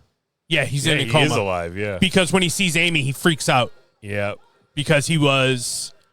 He watched everyone get murdered by gorillas? Yeah, and I think they also pounded on him because he's bleeding from the mouth. So I think the gorillas beat the shit out of him. Yeah. Which is scarier even.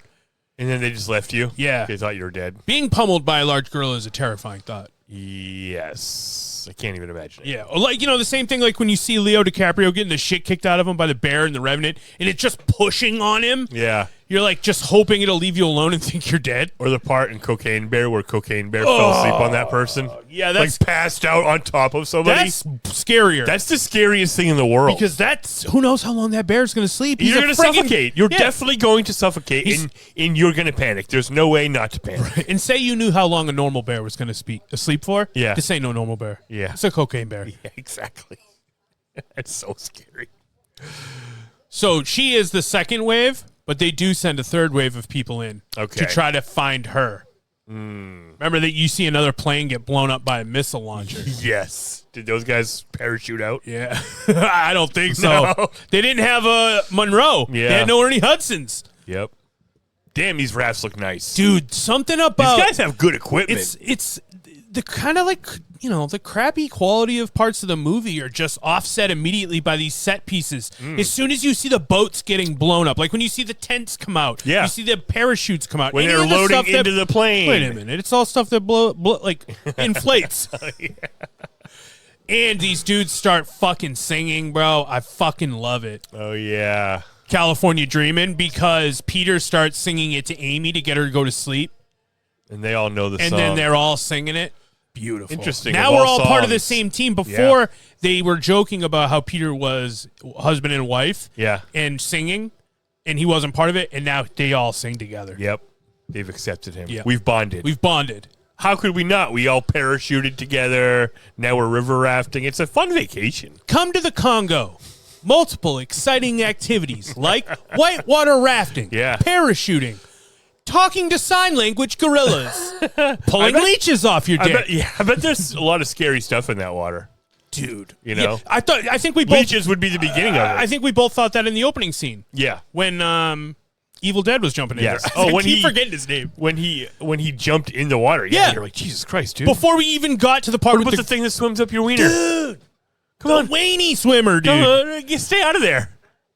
That's not... You're lucky the gorillas got you. I never heard a thing that was like, oh, yeah, that was actually a myth. No. I think that's real. I think that fucker swims up your pee-pee hole. Here we go. Herka Homoka reveal. He wants to get to the diamond so that we can be rich, dude. There's got to be an easier way. There's got to be even ancient stories that'd be easier to get to the core of. But in some ways, he's like lazy, even though this is wicked hard. Right. He's like, well, we just got to get there. And once we get there, it'll be fine. Yeah. He thinks. Yeah. Like, you still have to get back. Well, once you have the diamonds, you can give someone a diamond to help you get back. Right. I guess. Although, doesn't he seem like the kind of guy that fucking want to keep all the fucking diamonds? True, but, cost of doing business. Yeah.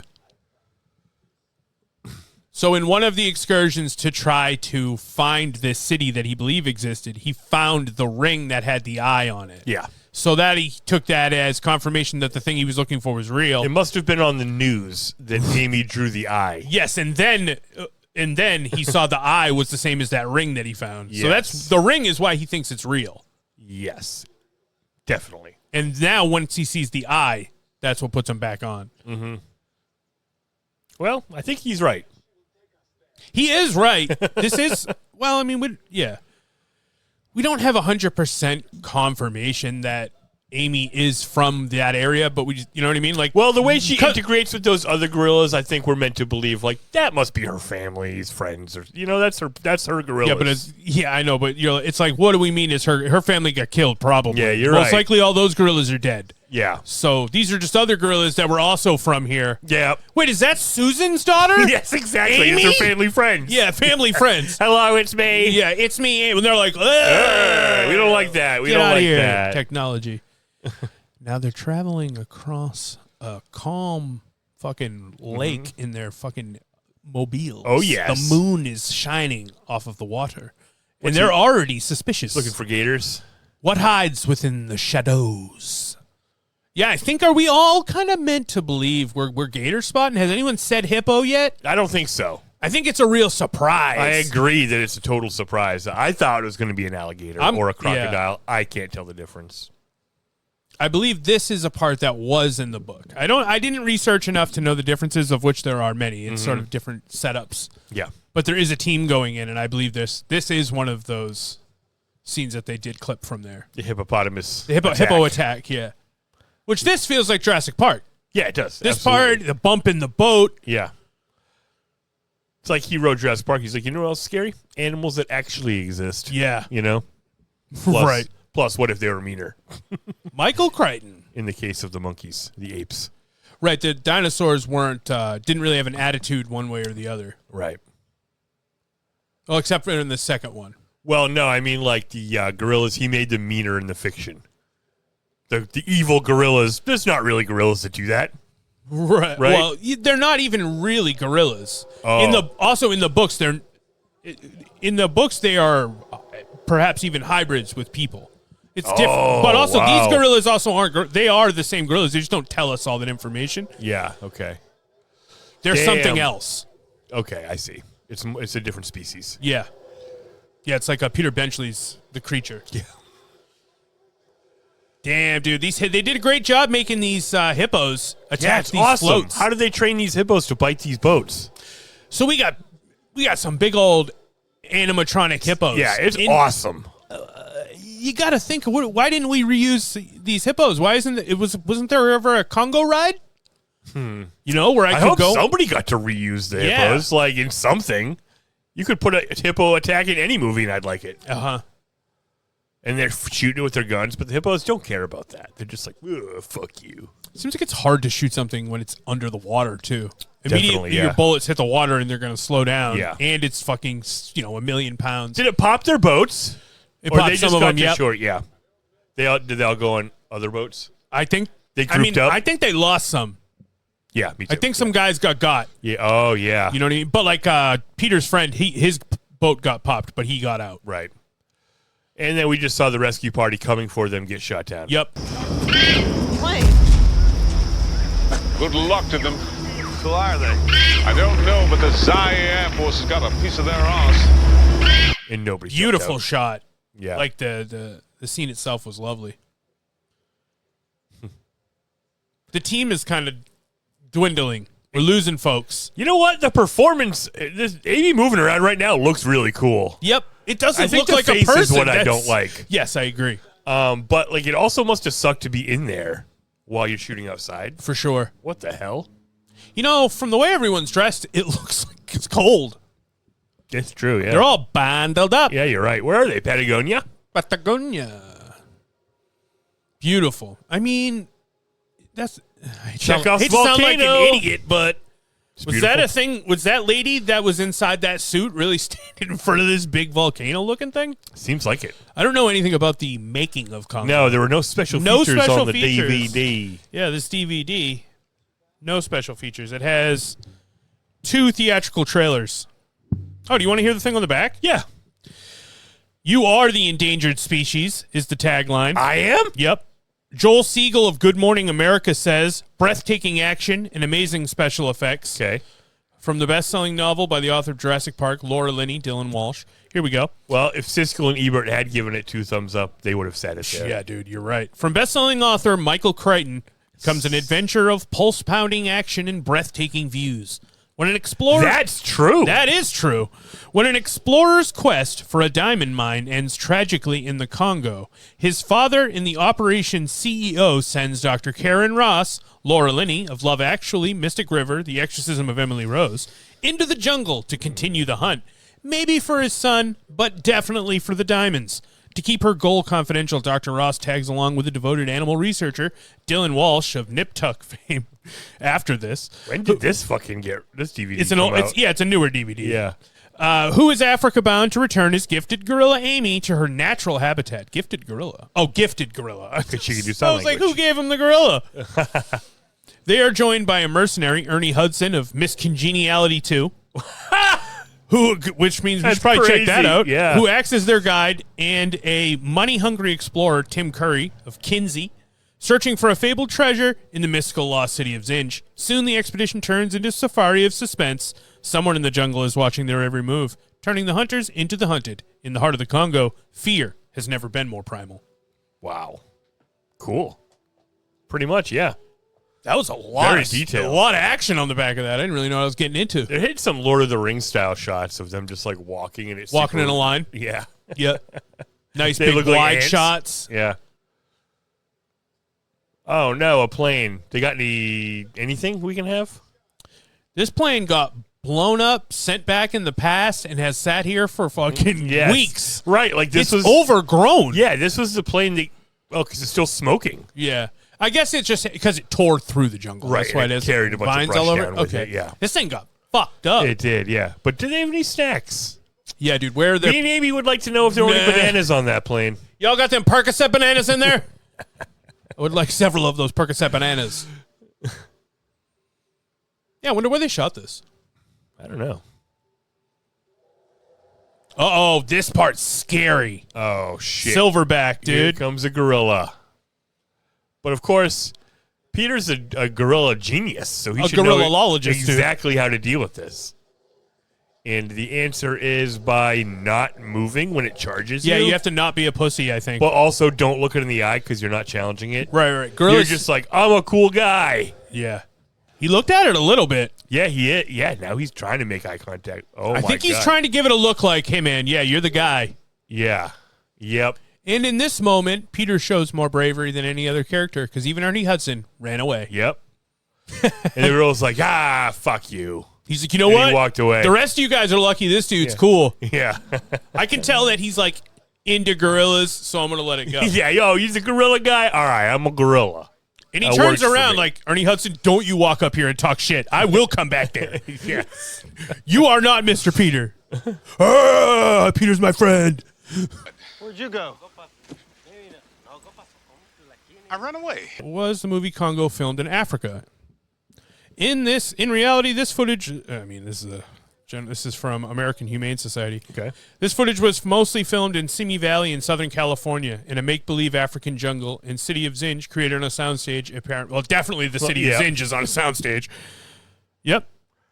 So they just made it The look Simi like Valley, Africa? dude. Good for them. You know You know what? I'd buy it. I've never been to Africa, but I'd buy it. There was a patch of sunlight in some trees that I saw earlier that reminded me of the exact place where Angel hid his car. I know what you're saying. In season 2, episode... No, what season is that? End Yeah, of season. season Welcome to 2. Blurt's Glurb. Yeah, episode like 20 20 maybe. Yes. Something about the everything, Yeah. the sun, the trees. I wouldn't be surprised if this is where Ace Ventura 2 was filmed. Ooh, shit, You dude. know? I should have had my Ace Ventura vision Yeah, on. Dude. exactly. And some of the actors in the tribe looked American. The two homies who were Yes. making fun of Yes. Ernie Hudson definitely seemed like, I think one of them had shoes on and a backwards hat. Yeah, exactly. Like those two dudes didn't look anything like the dudes who were all singing the song. Right, exactly. They tripped over. I mean, just walking through the brush like that, what if you got a weird tick that you didn't know about or some kind of parasite? 100% Dunzo. You know? Dunzo. There's too many things in the rainforest. Now, is there a point where they may bump into either Randy Taylor or Eric Foreman while on this adventure? Yes. I love it. I hope so. They have, however, come upon the wreckage of the site from the beginning of the movie. Yeah. Where Bruce Campbell and his friends got taken out. Yep. That part's scary when you see the gray gorilla shapes running by. There was a part where they're like, we recovered the footage. And then they're like... terrible footage. Yeah, and it was like, that guy getting eaten, but then the scary face of the gray gorilla. And they kind of argued a little, Karen and that guy's dad. Yeah. She's like, I think it was a gorilla. And he's like, there isn't any gorillas there. What do you fucking know? And yes, there is. We just met one, and we're like 5 miles from there. What if he ran by and you only saw his back? Yeah. Which is the same color. Right. Oh, right. That guy refutes the existence of gray gorillas. Yeah. Yeah, you don't fucking know. There could never. You don't know. What if there was one? What if there's just a couple that have a grayish hue to them? Yeah. Which some of them already have. Yep. Kahega found the entrance into the city of Zinj. What if it got covered in dust? And yes, I agree. Maybe that, yeah. Maybe Ash that's what happened. from the volcano. Yeah, I was just going to say, maybe that's what happened to these guys. Maybe that's why they're so gray. Yeah. Or maybe it's... Gorilla in the Mist. Right? Dude, you did it. You did it. That's what that was. My mom loved that movie. My mom loved that movie, too. We had it on VHS. Is that Sigourney Weaver? And it's based on Jane Goodall? Yeah, Jane Goodall. Yeah, I think it is Sigourney Weaver, but now that you're saying that, I'm not sure. I can check. Yeah. And that was that about freeing gorillas? I think she lived with the gorillas to learn about them. because that's what Jane Goodall did. Yeah, right. yeah. It's a conservationist movie. I do a movie about a bunch of hanging out with a bunch of gorillas and y'all just have a good time. It's called Gorillas in the Midst. Yeah, definitely. Oh, yeah, dude. Yeah, Weaver? Dude, this looks exciting. Whoa, that big gorilla is like getting nuts. Let me see. Yeah. What year is that? 1988. Well, the gorillas look the same. Gorillas in the Midst. You know what I mean? Yeah. So that's maybe the problem. That's maybe the problem I have. I think the gorillas should be more advanced than this in their practical effects because that was 1989. It looks just like it. Biographical drama film starring Sigourney Weaver as naturalist Diane Fossey, who dedicated her life to studying and protecting endangered mountain gorillas in Africa, ultimately leading to her mysterious murder in 1985. What? A mysterious murder? So it's based on a woman named Diane Fossey. Oh, wow. Sorry, Jane Goodall. Well, we don't know anything. Diane Facts Fossey, don't exist. Yeah, well, now we looked it up. Yep. And Fossey is also a guy who made dances, I think. Remember I made you watch that video of that weird dancing? That's right. It's very strange. It's hypnotic. Mysterious death. Yeah. Someone's trying to hurt Did the she gorillas. accidentally find the lost city of Zinj? Yeah. It's a fun voice to do. Good thing these dudes brought machine guns. Yeah, it's true. Because of all the political turmoil and war. Mm-hmm. Now, machine guns can kill these evil gorillas, right? Yep. Yeah, it's good. Big time. Yeah. Because if Machine a guns laser can kill anything. Yeah. I mean, you'd think anything you could kill with a laser, you could kill with enough machine guns. Definitely. I'd feel bad, even though I know these gorillas are bad news, dude. I don't even like calling them gorillas because I really don't think that's what they are. They I think look there's like something Harry else. from Harry and the Hendersons. Yeah, I don't like that. Right? Because the second you shoot something that looks like Harry, now you're I'm the bad coming guy. to get you. Yeah. John Lithgow's going to be on your ass. John Lithgow's and he's going to be his character from Dexter. Oh, shit. He might even be Harry from fucking Third Rock from the Sun. That's right. His name was Wait Harry? a minute. It was, wasn't it? That Yeah, just they were like Tom, came Dick, to and me. Harry. Tom, Dick. Oh, that's funny. Yeah. That's funny, dude. No, he was Dick. He was Dick, you're right. Who Yeah. was Harry? Oh, Harry was my guy from Stargate. Frenchie Stewart's, right? Frenchie Stewart's. Yeah, Frenchie Stewart's. Yep. French Stewart of Stargate, the film fandom. That's how I knew him, dude. I love movies from this time. Totally. Stargate had to have come out between 93 and 96. Yeah. I want to say 90. Couldn't have been 95. It would have come up in my searches. But Yeah, could have been 94. Could have I been. remember playing the Stargate video SNES game, and it's so boring. But Damn, I would love to get my hands This is on exactly what Stargate's like in the movie. Oh man, is the cover the pyramid with the and you that's just awesome. the first part is Yeah, you're on Abydos. There's no. It doesn't. It would have been unless you had it have nothing to do with anything to do with Stargate. Yeah. There's no way the game could have been fun. Exactly. It was going to be terrible no matter what. And there's the part where the text comes up, Well- "Oh, my son killed himself." Oh, and it's just fucking Kurt Russell and shows the two guys come get him. Yep. That's messed up. I guess if it was like a side-scrolling jump around where you were like shooting Jaffa. Yeah, that is what it was. Oh, all right, that's Yeah. cool. But it's hard, I assume. I never got past the first level. So I never got past the first level of any video game from then except for Mario. And then I would only tap out around fucking 4-3. Yeah. Because I'd skip my way to 4 and then lose all my lives in the first 3 stages. Yeah, well, the crazy thing is if you don't skip your way, then you end up getting so many lives. Yeah. You know? Did you see the giant leeches? slugs? Yeah. Oh, leeches, yeah. From the penis? Those were huge. I think that's what we're telling us. Oh, my God. Damn, those fucking leeches were longer than my dick. Yeah, they were like 9-inch leeches. Yeah, all right. Yeah, you're right. Yeah, those had to have been at least 9-inch leeches for sure. Hey-oh. Double the size of your dick. Lost City of Zen. How you doing? But those are the lost city of leeches. So we have looking like we got some nice quality hieroglyphs. Yeah, we got some hieroglyphs. Now, those look Egyptian. Those look Egyptian. What are we saying? Well, I mean, it is in Africa. You're right. Interesting. So King Solomon knew Egyptian? Yeah. Isn't this his city? Yeah. Yeah. All right. Probably. I don't really know. I don't have enough. I don't have enough. Give the Bible. Give me the Bible. I'll look it up. King Solomon. I don't see anything about. I'm not getting. I can't even find any gorillas in here. You didn't know anything about Congo. Give the gorilla a martini. They have that. It's a great scene with. Thou shalt not drug your gorilla. It's a great scene with Peter's assistant, and he's hanging out with one of Monroe's Mombasa? guys. Yeah, and he's like asking him fucking what his name is. Yeah, and the guy's like, "Oh, that's a weird name to have from where you're from." He's like, "You ever met anybody from where I'm from?" He's like, "No." He's like, "Well, what the fuck, dude?" Yeah. Well, that guy's just trying to make conversation. Yeah, that's true. He's kind of sick of. I think he's sick of it. I think he would like to get out of Africa.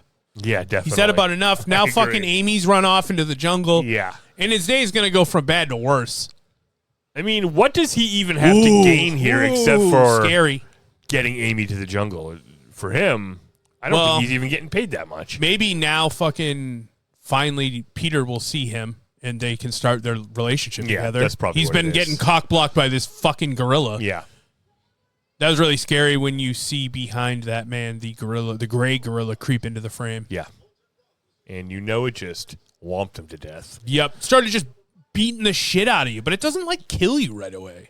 Seems like it could just like it would know how to kill you. But it decided to beat the shit out of him and let him run away.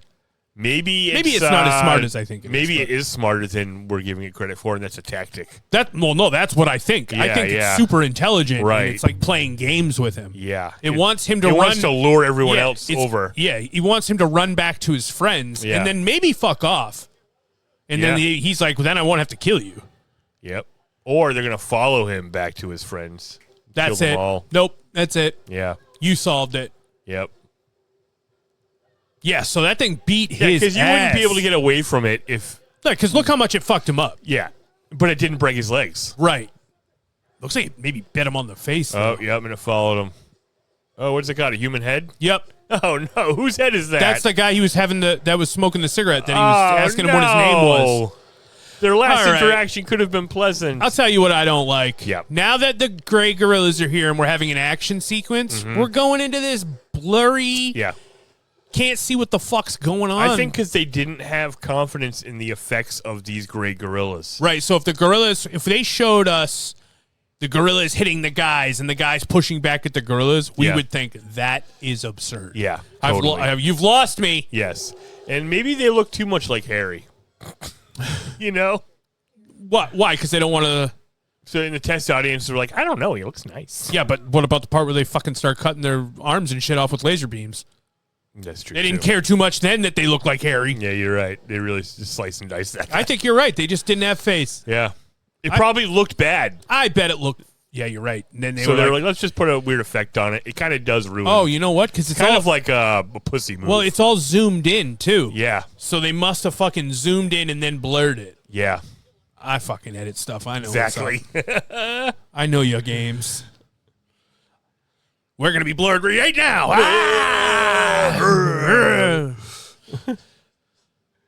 Scorpion. Look out for that scorpion. Yeah. That was a decorative scorpion that they just put that fucking light next to. Yes.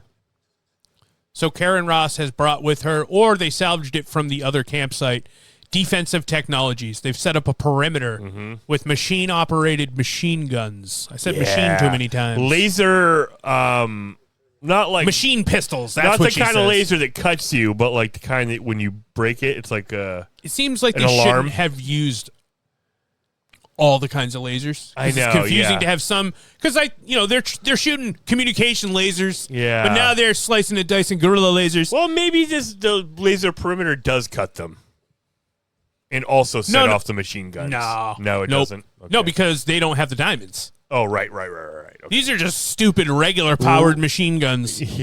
There's no diamonds involved. But there's a perimeter, and when you get into a certain when you go through when you break the light. Yeah, that's what it is. Yeah. I mean, you'd think these giant machine guns would be enough to kill all the fucking gorillas. Unfortunately, the gorillas are too smart. That's right. They're testing the perimeters. Yeah, but how many? That must be a lot of them. Oh, there's tons of them. Because they're like sacrificing their life. Yeah, I think there's an infinite amount I of love these infrared lights. Well, none of them have even gotten hit yet. Oh, okay. All they did was, I think one of them probably came up and just put his finger through it. And the machine gun was like, nah! It would still have to turn. Yeah. Look, I can see that gorilla. He's right there. Now, Dr. Karen was like, everyone turn off your regular lights. Let me turn on my cool purple lights. I mean, it's awesome. It looks cool. And then with the blue lasers, like, it looks fucking cool. So there was... That should be the cover of the movie. Yes, them all standing around each other with the guns and the lights and the lasers. So there were some lasers out there. That set off some of the machine pistols. Right. So then she activated the purple light and then more blue lasers. I don't know what the blue lasers do. I think the blue lasers they can't walk through without getting hurt. Yep. See? Cool. Now I'd feel so safe. Yeah. You know? I mean, if we die, then I guess gorillas are the dominant form of life because we brought in a lot of cool technology. It seems like these people have really... And a bunch of badass, like some of the most badass guys. Some of the most badass guys. These guys grew up in war zones. Yep. Feels like Travacom has mastered the laser. Yeah. They can pinpoint this laser to be motion sensitive, but now activate the fucking torch the power monkey. lasers. Yeah. Torch the monkey with the power lasers. You know what they're doing? Shock the monkey is really what it is. Sometimes you gotta shock the monkey. Sometimes you gotta shock the monkey. Did we kill them all? We got them. Or they decided like, hey, I don't like getting lasered. Fuck this. Oh, fuck. No, they learned to knock over a tree that would knock over one of the guns. That's smart. And knock out... Oh, they knocked out the power. Holy shit. These are brilliant apes. Or the triangulation? No, they're gone.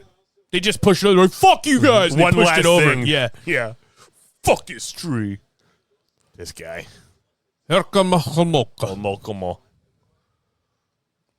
So he's been in his tent translating.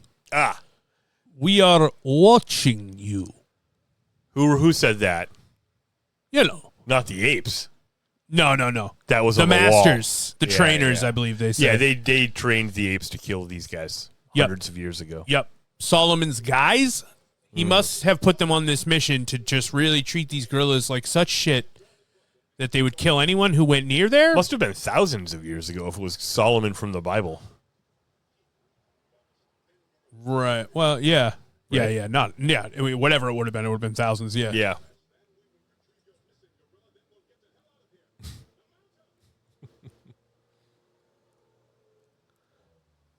All right, we're leaving. Are we leaving? Do we get the diamonds? No. They haven't even found the diamonds. Oh, yeah. They're not just even in the... They went... Once you go through the wall... They're like on the perimeter of the city? No, they're in the city because that's why the gorillas are kind of fucking... They left. They backed out. They went in... Okay. Yeah. When that guy Kahega went in. Right. All right. Amy's meeting the other apes. Who don't like her. But they are the nice ones, but they're mean to her. They're nicer, yeah. Yeah.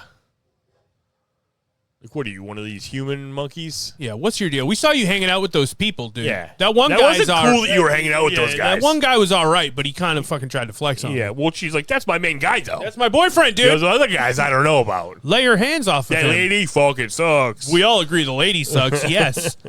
Do whatever you want, dude. We don't like the lady. Shitty lady. What is that? We don't know that.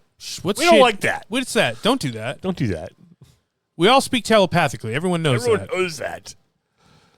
I don't really know why they are pushing forwards. Oh, I guess they still want to find Charles. Yeah. They're looking for Charles, which is Bruce Campbell's character. Okay, great. They don't even know that. Because do they know he's dead? No, not at all.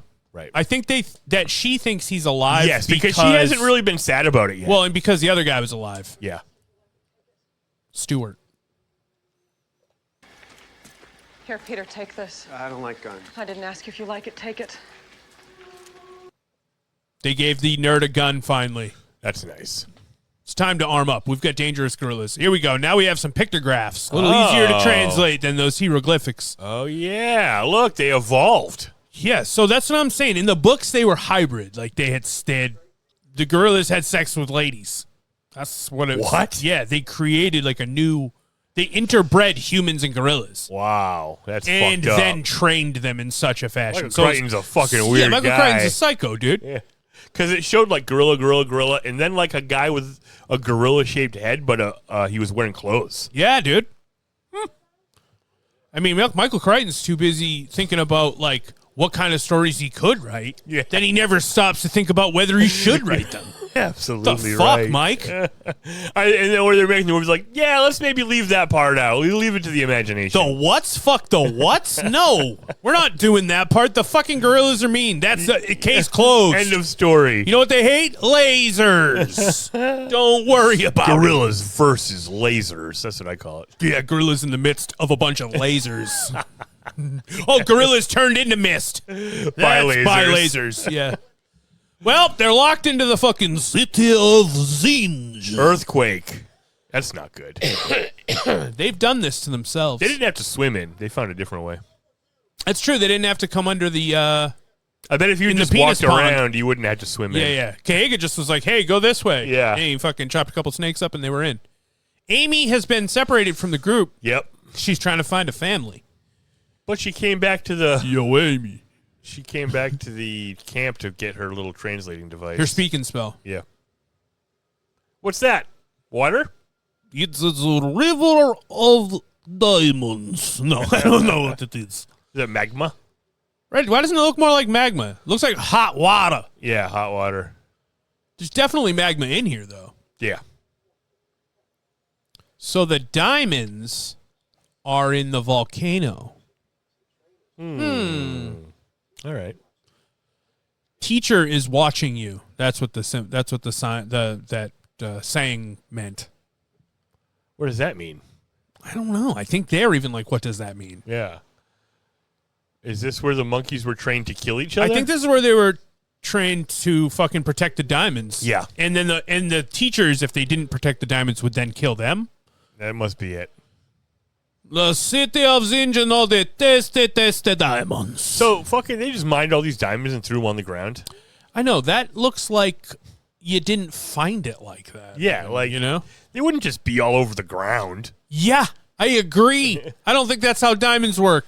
Solomon was just greedy with diamonds, and he didn't really care about... He just liked to have them. He didn't care about selling them or anything. Right. He's like, ha, ha, ha, they're everywhere. This is all awesome. Yeah, I believe none of this is like, historical. These are all fictional. There was no King Solomon and no King Solomon's diamond mines. Yeah. No, I'm just saying that. Well, there was a King Solomon. But not in this... There was no king around here who had diamonds. Yeah. But I think it's implied it's the King Solomon people know about. Yeah, that's just what I read when I was looking up stuff. They were like, it's a fictional. None of this is based on anything historical. Right. Interesting. Ew, that guy's ugly. Yeah, the gorillas are ugly, and they do not like that you're taking the diamonds. That's their whole job. Bring a bag. He's like fucking holding them. Yeah. What are you gonna? What was your plan? Yeah. If there was 1 million diamonds. Yeah. Oh shit. Uh-oh. They're getting him. They're gonna kill him. Feels like they should be killing him already. The gorillas? Yeah. Yeah, like, why did... They were like, we'll hit him. All right, he's still trying to get away with the diamonds. Let's get him again, dude. Yeah, let's get him again. Yeah, you gotta get him. Here we go. Because this guy deserves to die because he kept putting everybody else's life at risk to get these fucking diamonds. Right. So he had to go. He had to go, yeah. They finally finished him with a... He fucking slapped the gorilla slapped his hands together right on his head. Like the Hulk. Yeah, he Hulk slapped him. Yeah. Uh-oh. They're coming out of all these little holes they have. All these little... I think they sleep in there? In the holes? Yeah. Yeah, probably. That's nice.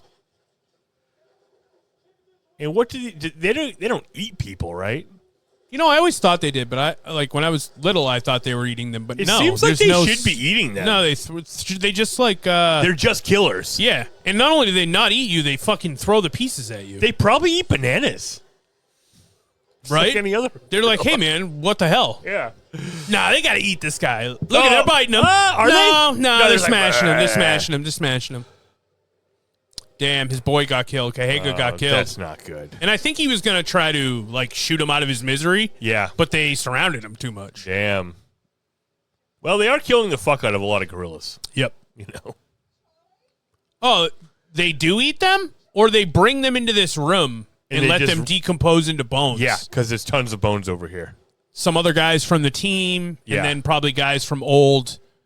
I bet there's some good treasure in that pile of bones. Oh, yeah, for sure. Well, I mean, surely there's tons of diamonds. And, like, I feel like the first time I watch it at this point, when the volcano starts going off, I'm like, all right, this is pretty awesome. Right. Straight up. This has been fun the whole time. This is another... They keep changing to different set pieces, and everyone's been pretty entertaining. It's a series of fun set pieces. Yeah. Is maybe the most flattering thing you could say. And there's so many of these gorillas, you're like, this is crazy. So that's, Yeah. That's a lot of people running around in a lot of suits. Yeah. That's good. The little homies are getting paid. Yep, absolutely. And the people who are good at acting like animals, you know? I love that sort of. I like that as a profession. Yeah. Like, I can run on all fours, like, pretty fast. Yeah.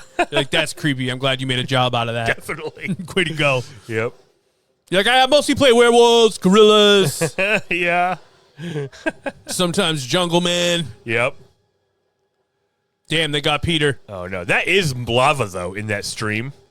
Yeah. Or is it just water? I don't know. Is it dirty water? It looks orange, but like brown orange. And doesn't it feel like it's hot because no one's touching it? Yeah. And there's all kinds of steam coming out from like other spots in the ground near it. Right. And since we know there's lava in there. Yeah. Since we're kind of in a volcano. Big time. A smoky volcano. Yeah. Amy for the save. She's going to tell all these guys, get the fuck away from him. So Amy runs in at first and she just gives a regular gorilla roar. Yeah. I think she should have said, fuck off! Yeah, ugly gorillas. Yeah. That's all she knows, dude. She's so superficial. It's true. Yeah. I mean, she's right. These are ugly gorillas. Ugly gorillas. Are these guys afraid of her because of the fucking thing on her arm? I think so. Talked? I think so. Because the masters are the ones who talk. Oh, shit. All right, I just made that. But maybe, right? Yes, that's good. They're like, fuck, wait a minute. Why does it speak English? Or why does it talk at all? Yeah, Here we go. Yeah. Lock and load. I just turned this thing into a fucking laser gun. Ernie's like, oh, okay. Damn, dude. Fucking decapitated, dehandulated. Damn, Leonardo decapitated, dude. Sliced in half, sliced in twain. Damn. Just shot out 3 gorillas' eyes all at once. Yeah. She halved them. She halved those poor gorillas.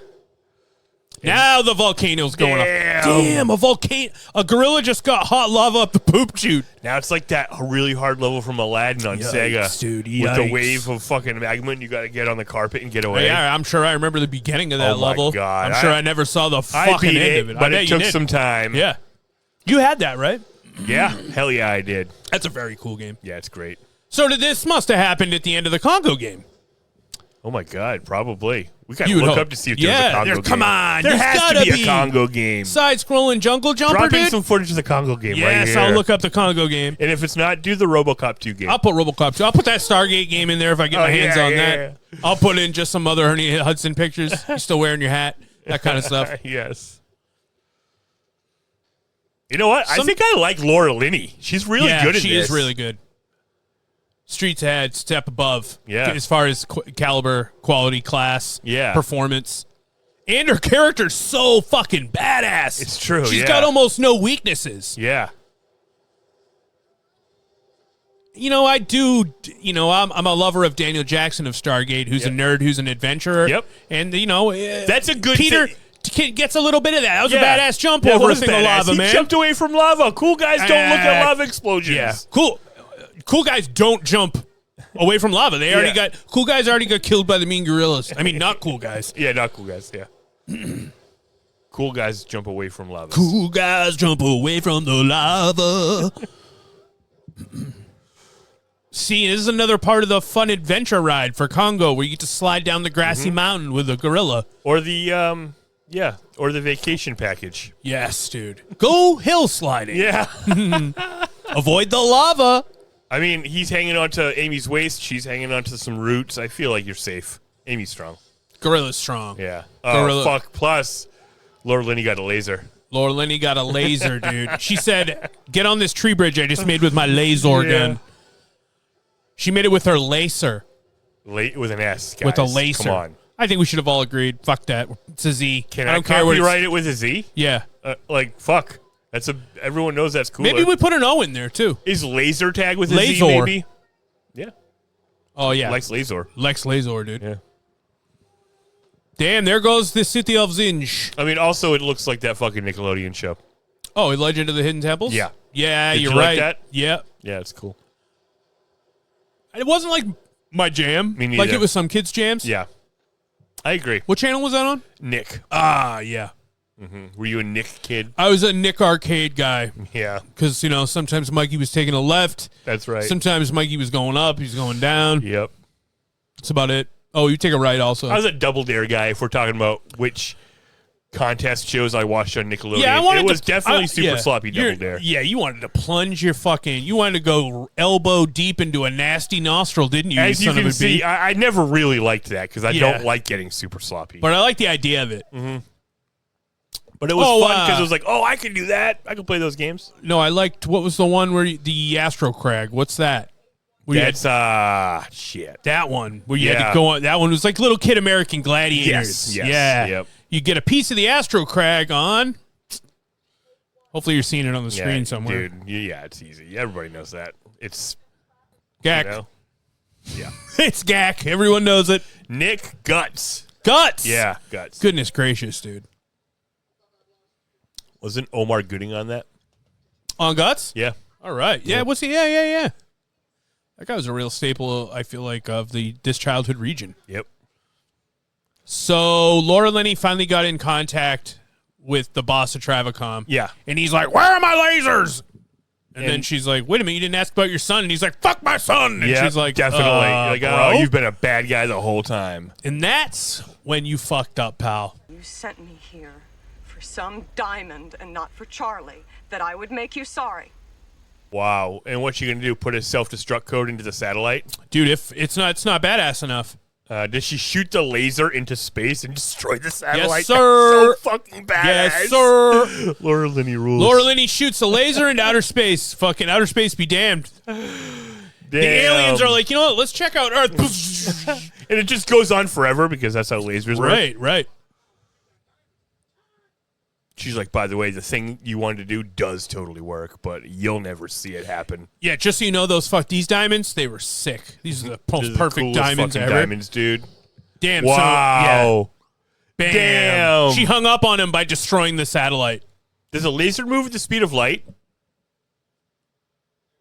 It would kind of have to. Great right? question, and I think yes. Yeah, so that was instantaneous. It was instantaneous because it was like she hung up the phone the second she turned on the laser. Yeah. And that guy's screen just went, No! All right. Is there a sequel? Where he has to go back to Congo and meet Amy's family and stuff? Right. Is they're in danger? Right. Amy calls him on the phone with the she Peter, the thing. Peter. Shitty Peter, it's me, Amy. Family in danger. Great gorillas have returned. Yes. Bring Laura Linney's lasers. We gotta get the gang back together. Even you. Very good, motherfuckers. Let's do this shit. Off we go. Yep. I am dead, but I would also like to be returning for the adventure.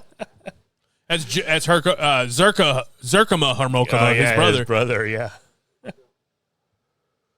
So Peter's finding out that Amy went off and found some good gorillas. Yeah, and now good gorillas. It's sort of they're agreeing to break up. It's sad, but they have to go their separate ways. Yep, definitely. That's nice, though. Peter is a little bit intimidated physically by the build of this other gorilla. I mean, he was definitely like, that's your new boyfriend? Ooh. This has gotten into a weird place. I think I should leave. Yeah, it did totally get weird. I think I should get out of here. Oh, good. Lord Linney's here. Flirt with her so we don't think you want to He's not really as into humans as he is gorillas. It's true. Hey, let's leave before we die from magma. They also set the whole fucking jungle on fire. That'll put itself out? Yeah, but did they really do it?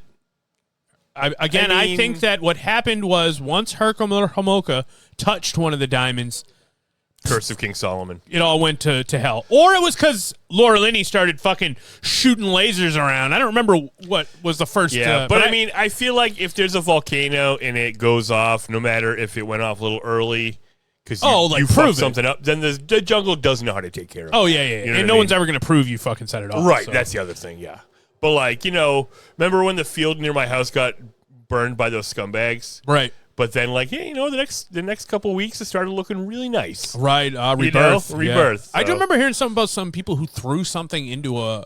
Like, you can throw shit into you can cause a thing that will make the volcano go off. Like, a bunch of people threw a bunch of fucking rocks into a fucking thing, and it set off. Did they do it on purpose? No. Oh, wow. No.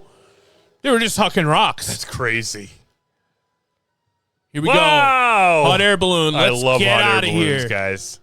I don't want to go in one, but I love watching them. Yeah. You know what? Yeah, Maybe I would. I think it'd be fun. I'm not that afraid of heights. Obviously, I'm a tiny afraid of heights because most people probably should be. A little bit.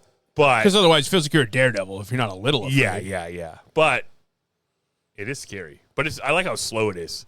Yeah, it's that's gentle. the only part where I'm like, well, I'm up here. Yeah, this was cool. Yeah. All right, I'm ready to not be in the hot air balloon now. Although it'd probably be so breathtaking. Yeah, I wouldn't think that. Damn, she had that laser and he chucked it. I mean, the diamond, she took it out of the laser. Yeah, it was a laser diamond. But I wonder if it got used up in the laser. It's not even worth anything anymore, dude. It burned through all the isotopes. And Amy understands exactly what's happening. Yeah. She's like, the hot air balloon. He fucking threw the laser. Going back to Earth. Fuck, damn it. Going back to human diamond. world. Yeah.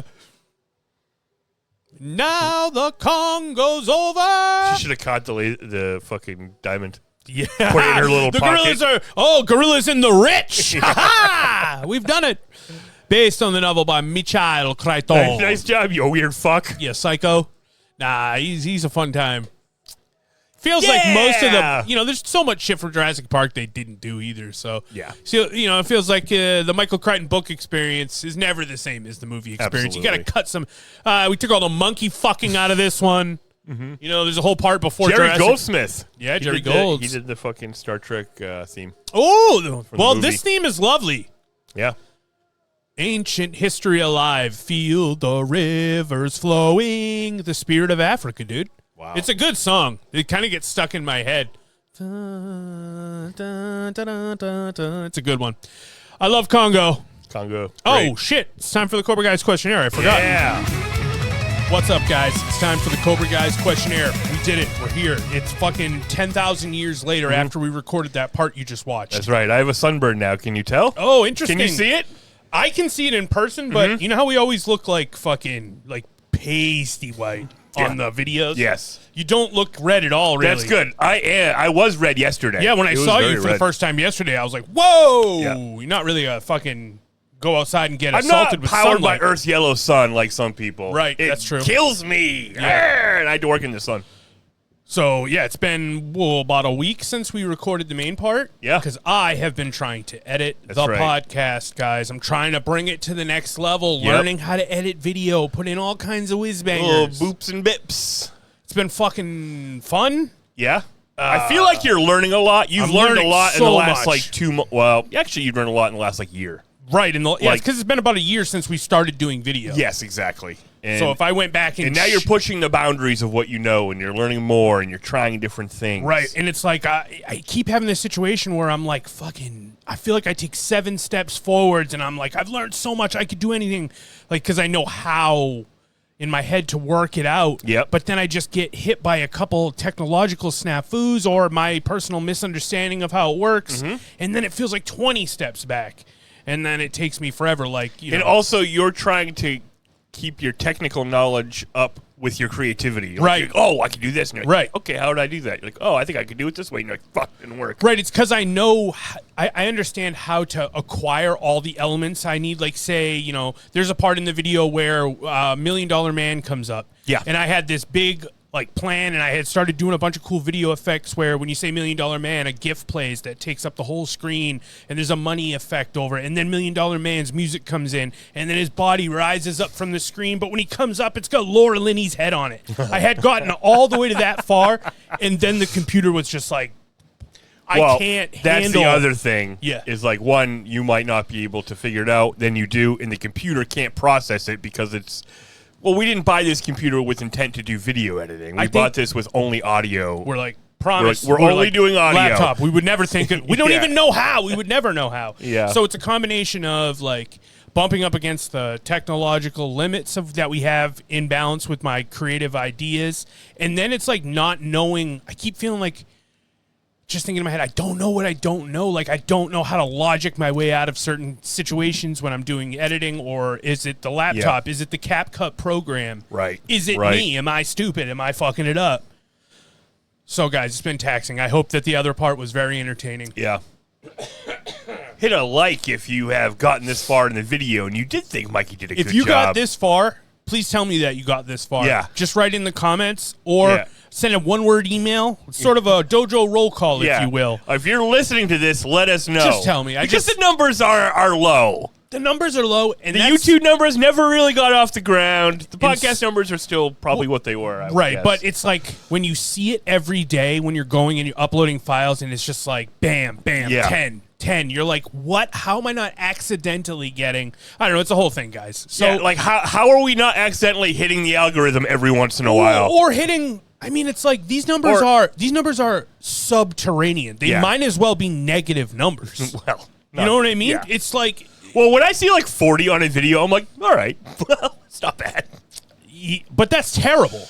Yeah. 40 is terrible. I know. By any metric, that is horrible. Yeah. And it's funny on YouTube when it pops up next to the other videos. Yeah, because we check it out a lot, so it'll be like fucking Chris Van Vliet interview with Will Sasso, fucking 46,000. Yeah, it'll be like 46K, and ours will be like 41, no K. Us, 12 days, and theirs is 46,000. Yeah.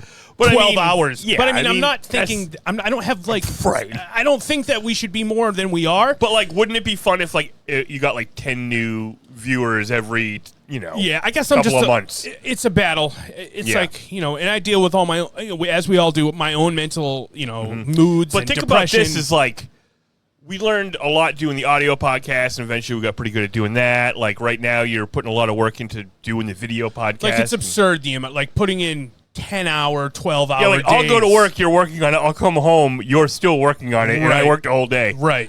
And I did that for like a couple days at least, and it's just, So it's like, if nothing else, you're building skills. Right. I know. Maybe eventually I'll learn how to edit video well enough. Most guys who got successful at videos tell you, like, it's hard and it takes a long time. That's true. And I get that. Yeah. It's like, I know you got to build, if you build it, they will come is sort of a thing we really do think about a lot. Totally. But it's just... I could use a fucking shot in the arm. Shot in the arm. Attaboy, an attaboy. Yeah.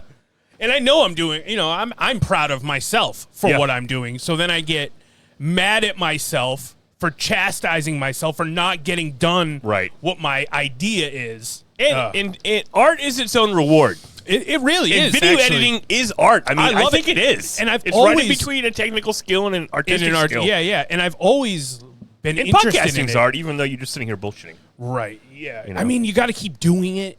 Yeah. That's the key. Yeah. But I always liked video production. I took video production in high school because I thought that would be something I'd want to do. But then we made a couple of movies when we were kids with a VHS, like copy it, like taking the camera, hooking it up to the thing, and rewinding and cutting.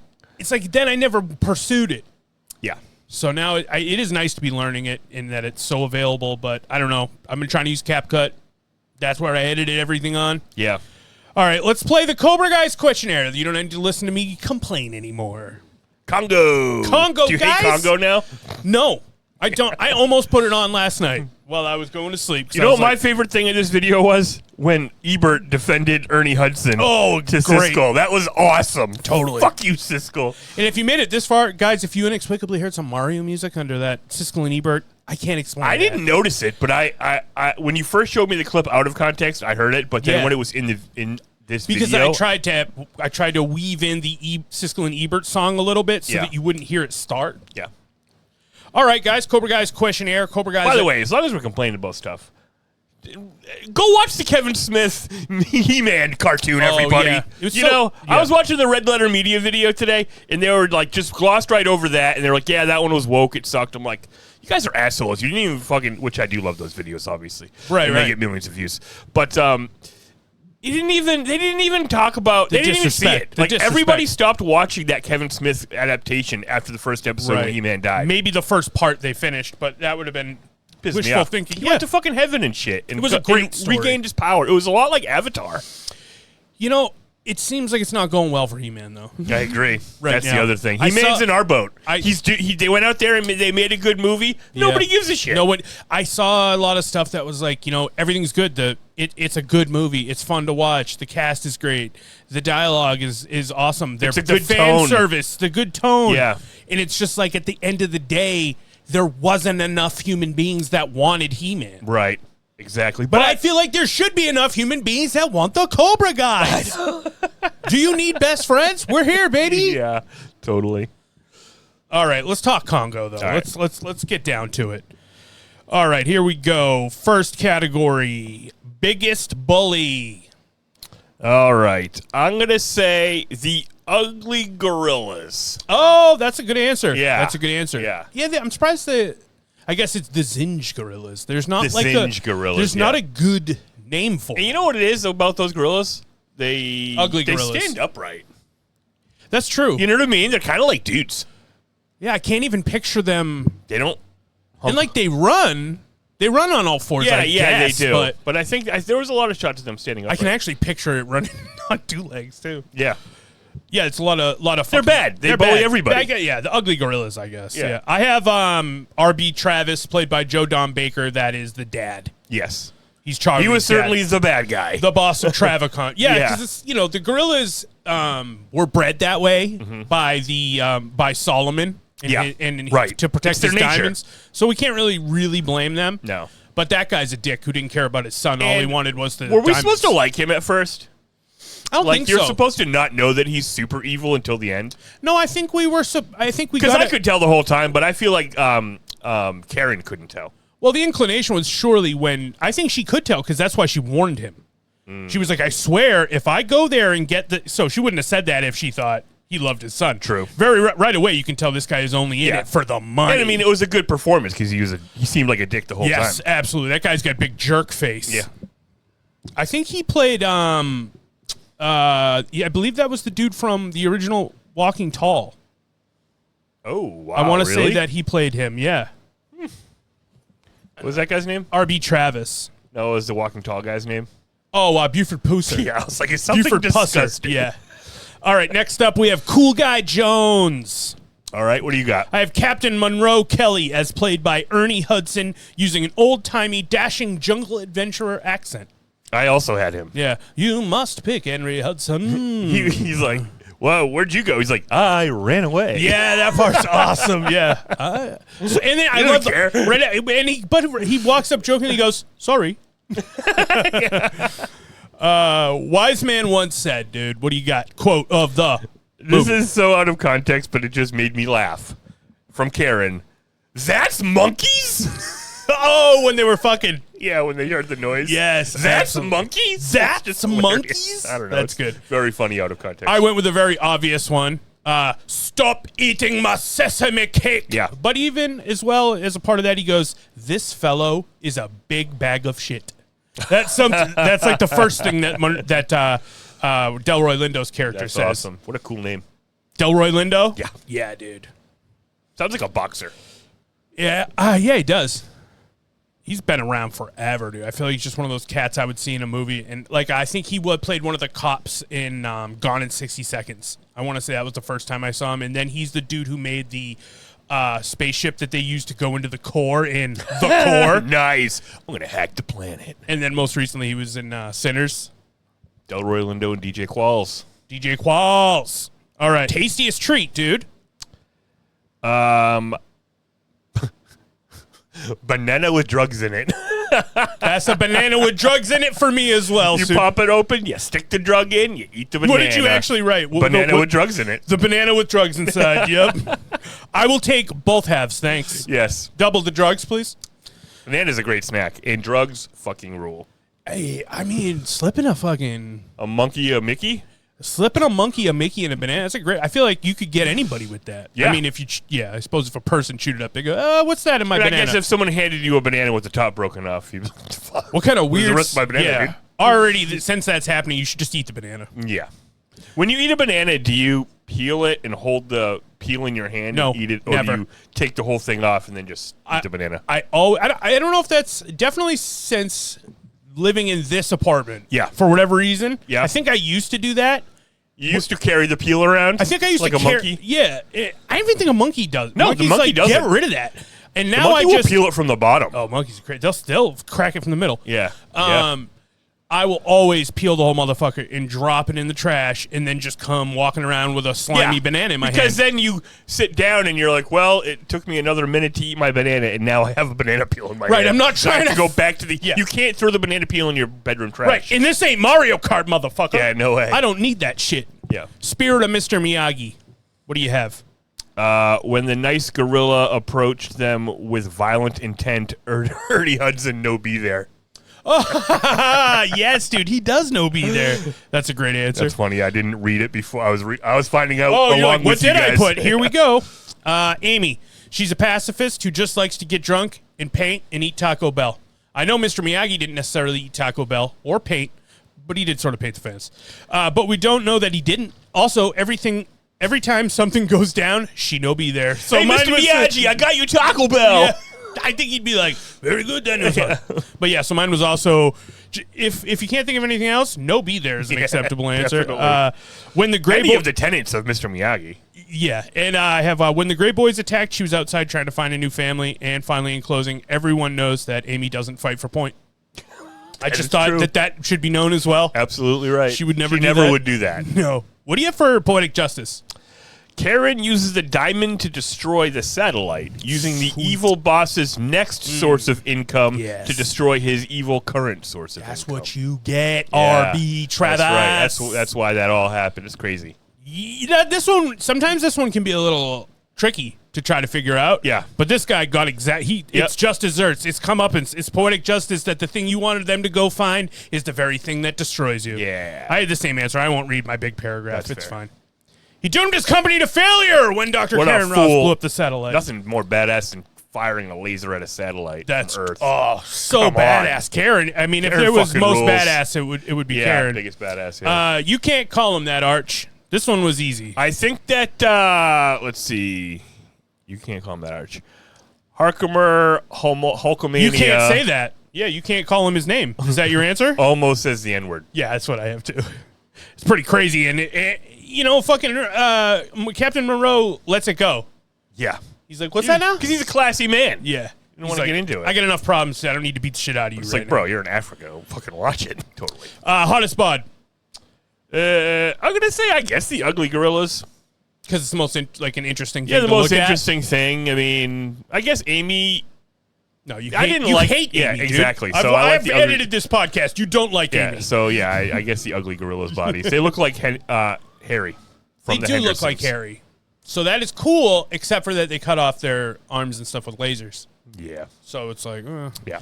I have Kahega, Monroe's second in command, played by Adewale Akinoye Agbaje. Wow. That guy rules. Oh, the guy who killed the snake. Yeah, dude. Yeah. That's a hottest that bod. was sick. That's a cool guy. Yeah, that was sick. And, it takes like fucking 8 of those ugly gorillas to even defeat him. True. That part was sad. Yeah, that's nuts. Do you remember that? That was awesome. Best part of the movie for you? What do you got? When the gorillas got fried in the laser wall, and also when Karen lasered all of those gorillas. Yeah, you did like the lasering of the gorillas. It's cool. It is cool. I wonder if that was... Do you think there was... I don't remember. We must have watched the trailer. I don't remember seeing lasers in the trailer. Which I guess that's good on them. They didn't no spoilers. They didn't let the monkey out of the basket. Do you remember when that lady smashed the rock and got the diamond out and then put it in the laser and started blasting those gorillas? Yeah. That was awesome. That was awesome. Don't worry, they were all bad. So they were evil Same gorillas. Same answer on that Those one. gorillas would have killed the nice gorillas that you guys like from outside the walls. For sure. For sure. I wonder if that... Guerrilla war, maybe? Guerrilla warfare, dude? Congo guerrilla warfare, part 2. Oh, and there's no get the people out. This story's all gorillas all the time. Gorilla. Yeah, of course, dude, obviously. The Deep Impact Award. I guess the fact that it's Michael Crichton, the follow-up to Jurassic Park, is a big deal. It's how I kind of always thought of it. But I would also say the Sesame Cake. Yeah, I think the Sesame Cake is probably the thing that has penetrated the most into culture. And maybe the cover of the movie. I feel like it's pretty recognizable. The monkey's face and it says Congo down the side. Yes. For sure. I have a personal story. When I was a young boy, I went on a trip to the local carnival with my Uncle Bob. Now, I don't know if I won it or if he won it or maybe he just bought it for me, but I left that night with a stuffed monkey. The fur was black and soft and the face and hands were made of that smooth, plasticky material. My Uncle Bob was my favorite uncle when I was little, and I spent many weekends on adventures with both he and my Aunt Rose. They unfortunately passed away when I was still very young, maybe 9 or 10, but that monkey was always a constant reminder of them, a happy keepsake. Then it ended up in the possession of an ex-girlfriend who never gave it back, but she's proven to provide a much better life for him than I could ever have. Wow. So, and I named that gorilla Amy. Wow. Originally. That was a stuffed animal I had all through my life. No, that was its first name, and then it became Nathan. Oh, okay. And then it became Monkey. So, I mean, it was by the time that girlfriend got it. Yeah. She's like, I'm not calling that Nathan. I was like, all right, well, all right. That's on you. But, he died, so that was always a reminder of... The monkey? No, my uncle died. Yeah. It was, that's a pretty... I remember that. Yeah, and I remember... That's a pretty good carnival prize. It's not as cheap as most of them. I really don't remember. I have to assume he won it, because, I don't even know if you can just, whip out a wad. Which he did have. He had money. You probably could, but usually when you get a carnival prize that's like an animal, it's like that really cheap felt. Right. Or it's like the cheapest cotton, thinnest. Yeah. But yeah, it was had fur. I remember once I went to Cape Cod. It was just me and him, and we went to stay, and I left it in a hotel room that we had stayed at. It was the only time I ever stayed in a hotel in my youth. And then we went back 50 minutes to go get it. Wow. So this movie has a personal impact for me, so that's why it's always meant a lot. That's why I've watched it so many fucking times. Mm-hmm. Nobody saw that coming. Let's see, what do you have? I have the main dude having to burn a leech off his penis with Ernie Hudson's cigar, not guitar. I missed this question. Oh, shit. What was the biggest surprise for you? It could be the lasers again, dude. You were pretty blown away. Yeah, the lasers. I would say what I was very surprised at was that Amy could talk with her hand thing. I didn't know that was part of it, that she could talk. I knew she did sign language. Right. So, and also a very weird part of the movie that doesn't really need to be there. Right. It's like she could have... It's like a hat on a hat. Like, there's a lot going on, and plus she can... But I guess she couldn't just do sign language because we needed to hear what she was saying. I don't know why I guess it's more cinematic, rather than if Peter had just been translating the whole time, which actually would have been given him a lot more interesting shit to do. If you ask Siskel and Ebert, they had opinions about that. Yeah. You guys heard it about the voice. Yeah. There's no place like home. Favorite location? Well, see, I guess I missed some of these questions. I had an old form. But that's fine. I'll do it on the fly. The best location was the airplane, the second airplane. Yes, with no seats. When they did double sexy fucking bang. Yes. Yeah. I have the lake at night when they were floating along peacefully in their boats before the hippo attack. That's just so serene. It's fucking scary because you know what's coming. Yeah, that is awesome. A lot of the locations are like set piece movement. You know what I mean? Yeah. Like the whitewater rafting, the parachuting, the airplane, 2 different airplanes. It's not easy being green. It's not easy being Amy. Oh, because she's away from the jungle and she's having nightmares. Gorillas should not, 1, be eating Taco Bell. drinking martinis, taking Percocets, taking Percs. Like, not because she's in pain, because we need to knock her the fuck out. It's like Mr. T on fucking A-Team. Yeah. I am not getting on any plane. And she's going to go back to the jungle and be like, where's the fucking drinks, guys? What's going on? Where are the martinis? Are we partying or are we partying? Yeah, I'm sick of this fucking sober life. These are shitty jungle bananas. They have seeds in them. Hey, these bananas aren't fucking me up. How come these bananas aren't making me sleepy? It's not easy being Peter's friend.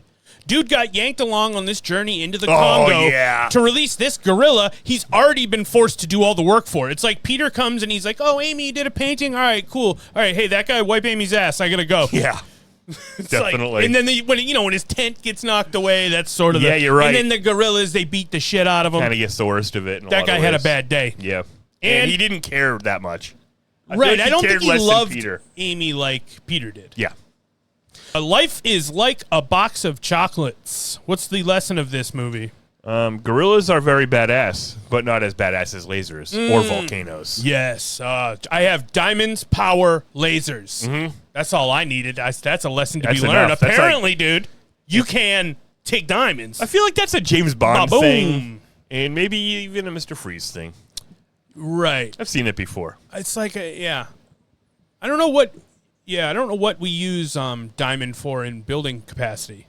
I don't know what it's used for. Like is it used in is it used in lasers? Actually, now that I'm saying it, like no idea, but I'm gonna guess not because you never hear there's a diamond shortage for like technology. Oh, right. It's just like I think diamonds is just a precious. Oh, that's rock. why they had to get it so over. Yeah, that's why they had to get it over. Create value for it. They held it and like made them rare, even though I don't think they're that rare. It's all one big fucking scam, dude. It really is. Scam Sylvania, dude. If we could get like 1 million YouTube views or a diamond, I think that might be good.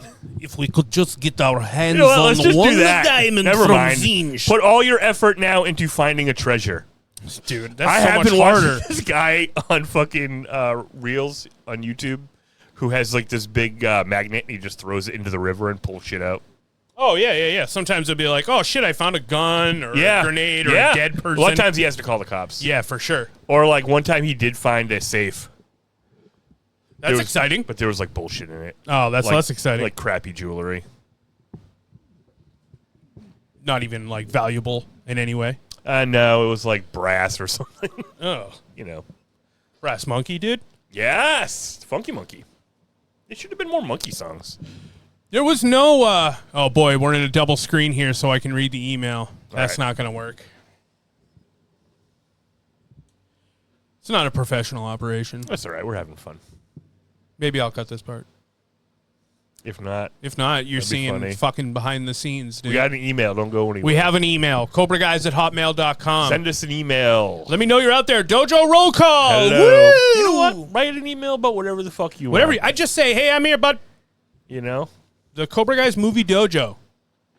Yeah. New branding. That's the new push, guys. Cobra Guys Movie Dojo. Maybe that will get us over.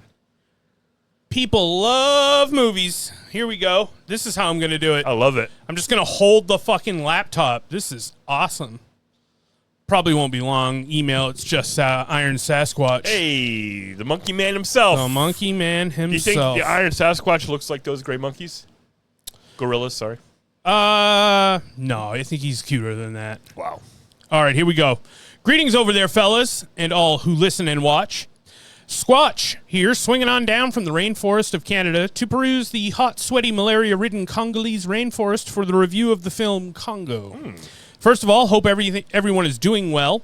I myself have been gleefully struggling as always. Money is forever tight until I decide to work harder at shit I don't enjoy, or I decide to work on shit I do enjoy and reap the benefits in the long run. Hey, yeah. That's true. sort of the battle, bud. Yep. I don't know how your economy is going in Canada. It's probably being affected by our shitty economy. Probably. It's probably. Sorry. Hopefully, it's probably. I would assume better than ours because we're idiots. Yeah. So it has to be. Country of stupid idiots. Yeah. All right. Let's see. Quite the toss-up, huh? Oh well. Moving on. I started a little garden this summer. It hopes to save money and eat better food. I love that. Growing green beans, 2 types of tomatoes, striped Roma, and Tasmanian chocolat. That's a crazy tomato. The hell? Red basil, pickling cucumbers, and hopefully green peppers and carrots soon. Nice. Sounds good. Anyways, let's get to the main attraction, shall we? Let the ceremonial toke commence. In 3, 2, 1, okay. All right, here we go. I'm doing so many things at once right now. Hold this for a second. Give your... Oh, I might have got too hard. That's all right. So the first and only thing I actually remember about this movie was a scene of people squirting mustard and ketchup on people or gorillas in the rainforest. What? I don't remember that. I don't remember that either, man. That is literally all I remember. Wrong in every sense and bewildering to me how it even formed as a memory. It didn't happen. Didn't happen. Went back, it's like, wait a minute. Let's go. Before all hell breaks loose, African Congo actually looks like a beautiful place to visit. The fucking vistas are lovely. Yep. I have a secret obsession with movies filmed in jungles. Okay, not a secret anymore. I absolutely adore and miss the 90s, from the computers to the very chairs people sit in. Everything about that time was perfect. Yep. Stellar cast, might I add. Cool thing I found whilst researching before my watch was the fact that this movie was originally a novel written by none other than Michael Crichton. No the way! Same fellow who wrote the Jurassic Park novels. Oh, shit. Yep, that's a little... Yeah, and he wrote, like, other stuff, too. Didn't he write Outbreak? Oh, yeah. Another monkey. Yeah. Oh, also, Did he also write Lost World. Lost World, yeah. The Andromeda Strain? No, I don't think that's Ray Bradbury. I don't make this shit up now. Bruce Campbell switching out deadites for crazed gorillas was a fun feature. Tim Curry with a Romanian accent is god-awfully incredible. Yeah. I'm sure this is known, but Congo was directed by John G. Avildsen. That can't be true. Do we not see that I at all? didn't even check the director. Holy shit. That can't be true. Think about the we don't have vistas, I dude. know, we kept saying it was Avildsen-esque. Yeah, it's true. I don't have any technology. Wait, did Bill Conti do the music? Jerry Weintraub, directed by John Avildsen and had production credits from Jerry Weintraub, the same John G. Avildsen and Jerry Weintraub that directed and produced the original Karate Kid. Wow. Jeez, Great dude. email. That's good fact. How did I not bump into that? Because you've seen the movie so many times, so when the director comes up, you're not even thinking about what's on the screen. You're just, That's wild. Huh. Amy's handler, Dr. Amy's handler, Dr. Peter Elliott, that's hard to say. Dr. Peter Elliott is an absolute chud scrubber. I saw chud scrubber coming, so I kept fucking bungling Peter Elliott. Yeah. The guy acts like the typical, oh, this is how you do things here? Character. Doesn't know his ass from a hat unless it has to do with Amy. Yeah, I mean, surely Peter's a huge fucking dork. Yeah. Example would be the scene where everyone jumps out of the plane and he refuses to at first until seeing the pilot's already gone. Then he looks at Monroe like, oh, really? Where'd they go? Oh, they're not in the pilot seats? I guess you're correct, Monroe. I'd better finally start listening now. But he doesn't, because then he lands and he's like, all right, which way to America, actually? I'm done with this. Yeah. How convenient is it that there are certain levels of being dead? Bob is in a trance-like state, probably level 2 on the dead meter or something, until the main cast arrives, then kicks the bucket dramatically as soon as he sees the camera locked onto him. Yep. He was like catatonic from stress. From catching a beatdown from those silly gorillas, right. Dude. Now on to the games. Skipped a line. Kahega is a real hero. Guy went out fighting every one of those bastards. Now on to the games. Biggest bully. RD Travis, the father-in-law who makes Karen Ross go to the Congo. Guy destroys a monitor with a golf club and then tells her to go and fix both the monitor and the Congo team massacre. Yep. Cool Guy Jones, Monroe. Guy is a walking cologne commercial followed by a suave beer brand endorser. Yes, absolutely. Wise man once said, Tim Curry with, cliches usually contain some element of truth. Tastiest treat. The sesame cake, obviously. Can of Pepsi in one scene is a runner-up. Nice. Oh, yeah. Spirit of Miyagi, Africa in general. Place is gorgeous. The land is ancient and mystical. That's a terrific answer. I like that. Poetic justice. Everybody who didn't believe Homolka and his City of Zinj. All right. You can't call him that. Tim Curry almost dropping the N-word in Monroe's hands outside the plane. Close call. Can't. Shouldn't ever. Can't. Don't. Hottest bod. Pretty sure everyone's body temperature is up in the movie. See what I did there? See. They don't look that sweaty for the most part, though. Yeah, I agree. Deep impact. I like to think this film made an impact at the time, maybe getting attention to other places of conflict. Okay. Do you remember that? That was awesome. When Monroe robbed the truck at gunpoint when they were at the airport. Awesome. Nice. Yeah, he did rob them of their truck. Nobody saw that coming. The first expedition team being massacred. None of the saw that coming. It's not easy being green. Amy reminds me of Caesar from Planet of the Apes, and it sure wasn't easy for him either. Nah, Caesar was much cooler. Yeah, for a while I had a couple Caesar images I was thinking about working in, and I said, nah. Yeah, Caesar's above this, dude. Yeah. I'm sure as shit not Caesar from the new Planet of the Apes. There was no Caesar in the old one, right? Yeah, there was, but it was not till like the third one or fourth one. And he was like a talking. He was a talking ape. He was one of the regular. Yeah, I think he was like their president. I'm pretty sure, but I think it was like the fourth one, like from beneath the Planet of the Apes or something. Oh, yep, that's hilarious. All right, life is like chocolates. Yum yum. I never knew I was going to like this movie as much as I did, watching it for the second time 27 years after the first time when I was about 6. That's why it's fun to follow along with the podcast. That's right, because we're going all over the world, watching all the movies here in the Cobra Guys Movie Dojo. Overall, the movie was much more enjoyable as an adult. That being said, it would be okay to see a remake. Maybe with a tightened focus on one crazed gorilla, keep the subtle flashes of it when it kills, keep the practical effects, add more grittiness, and keep a dark tone throughout. Might be able to work. All right, fellas, it's about 6 a.m. over here now, so I'll send this and go water my plants. Wow. Yeah, I don't know if there's any more. I guess you could if you're like, well, this one's more like the book. You know? Right. I don't know what those are. Right, and perhaps that will make it maybe not better, but different. Yeah. Right. Right. Keep the podcast casting. Until next time, Iron Sasquatch out. Thank you very much. Yo, thanks for the email. Great email. Wow, I can't believe John Avildsen directed that. That's madness, That's dude. crazy. That I feel a little silly. This is a fucking Cobra Kai podcast. What are we doing? Go edit it in that we say it in the beginning. Yeah. I'll like put me over me wearing a different shirt. I'm not doing that, by the way. Okay. All right. That will conclude the video. Cobra Guys questionnaire. To the podcast, all that crap. CobraGuys@hotmail.com. And stay tuned. Go over to patreon.com/Cobra Guys. And at the free tier, you'll definitely be able to see what we're watching next. Remember, doing costing thing. Just go over there. Yeah. That's where you can get in touch with us. That's where you can tell me that I'm doing a good job. That's right. Gosh! And you can give us money. You could give us money. All right, guys. We're out of here. Bye. Bonsai.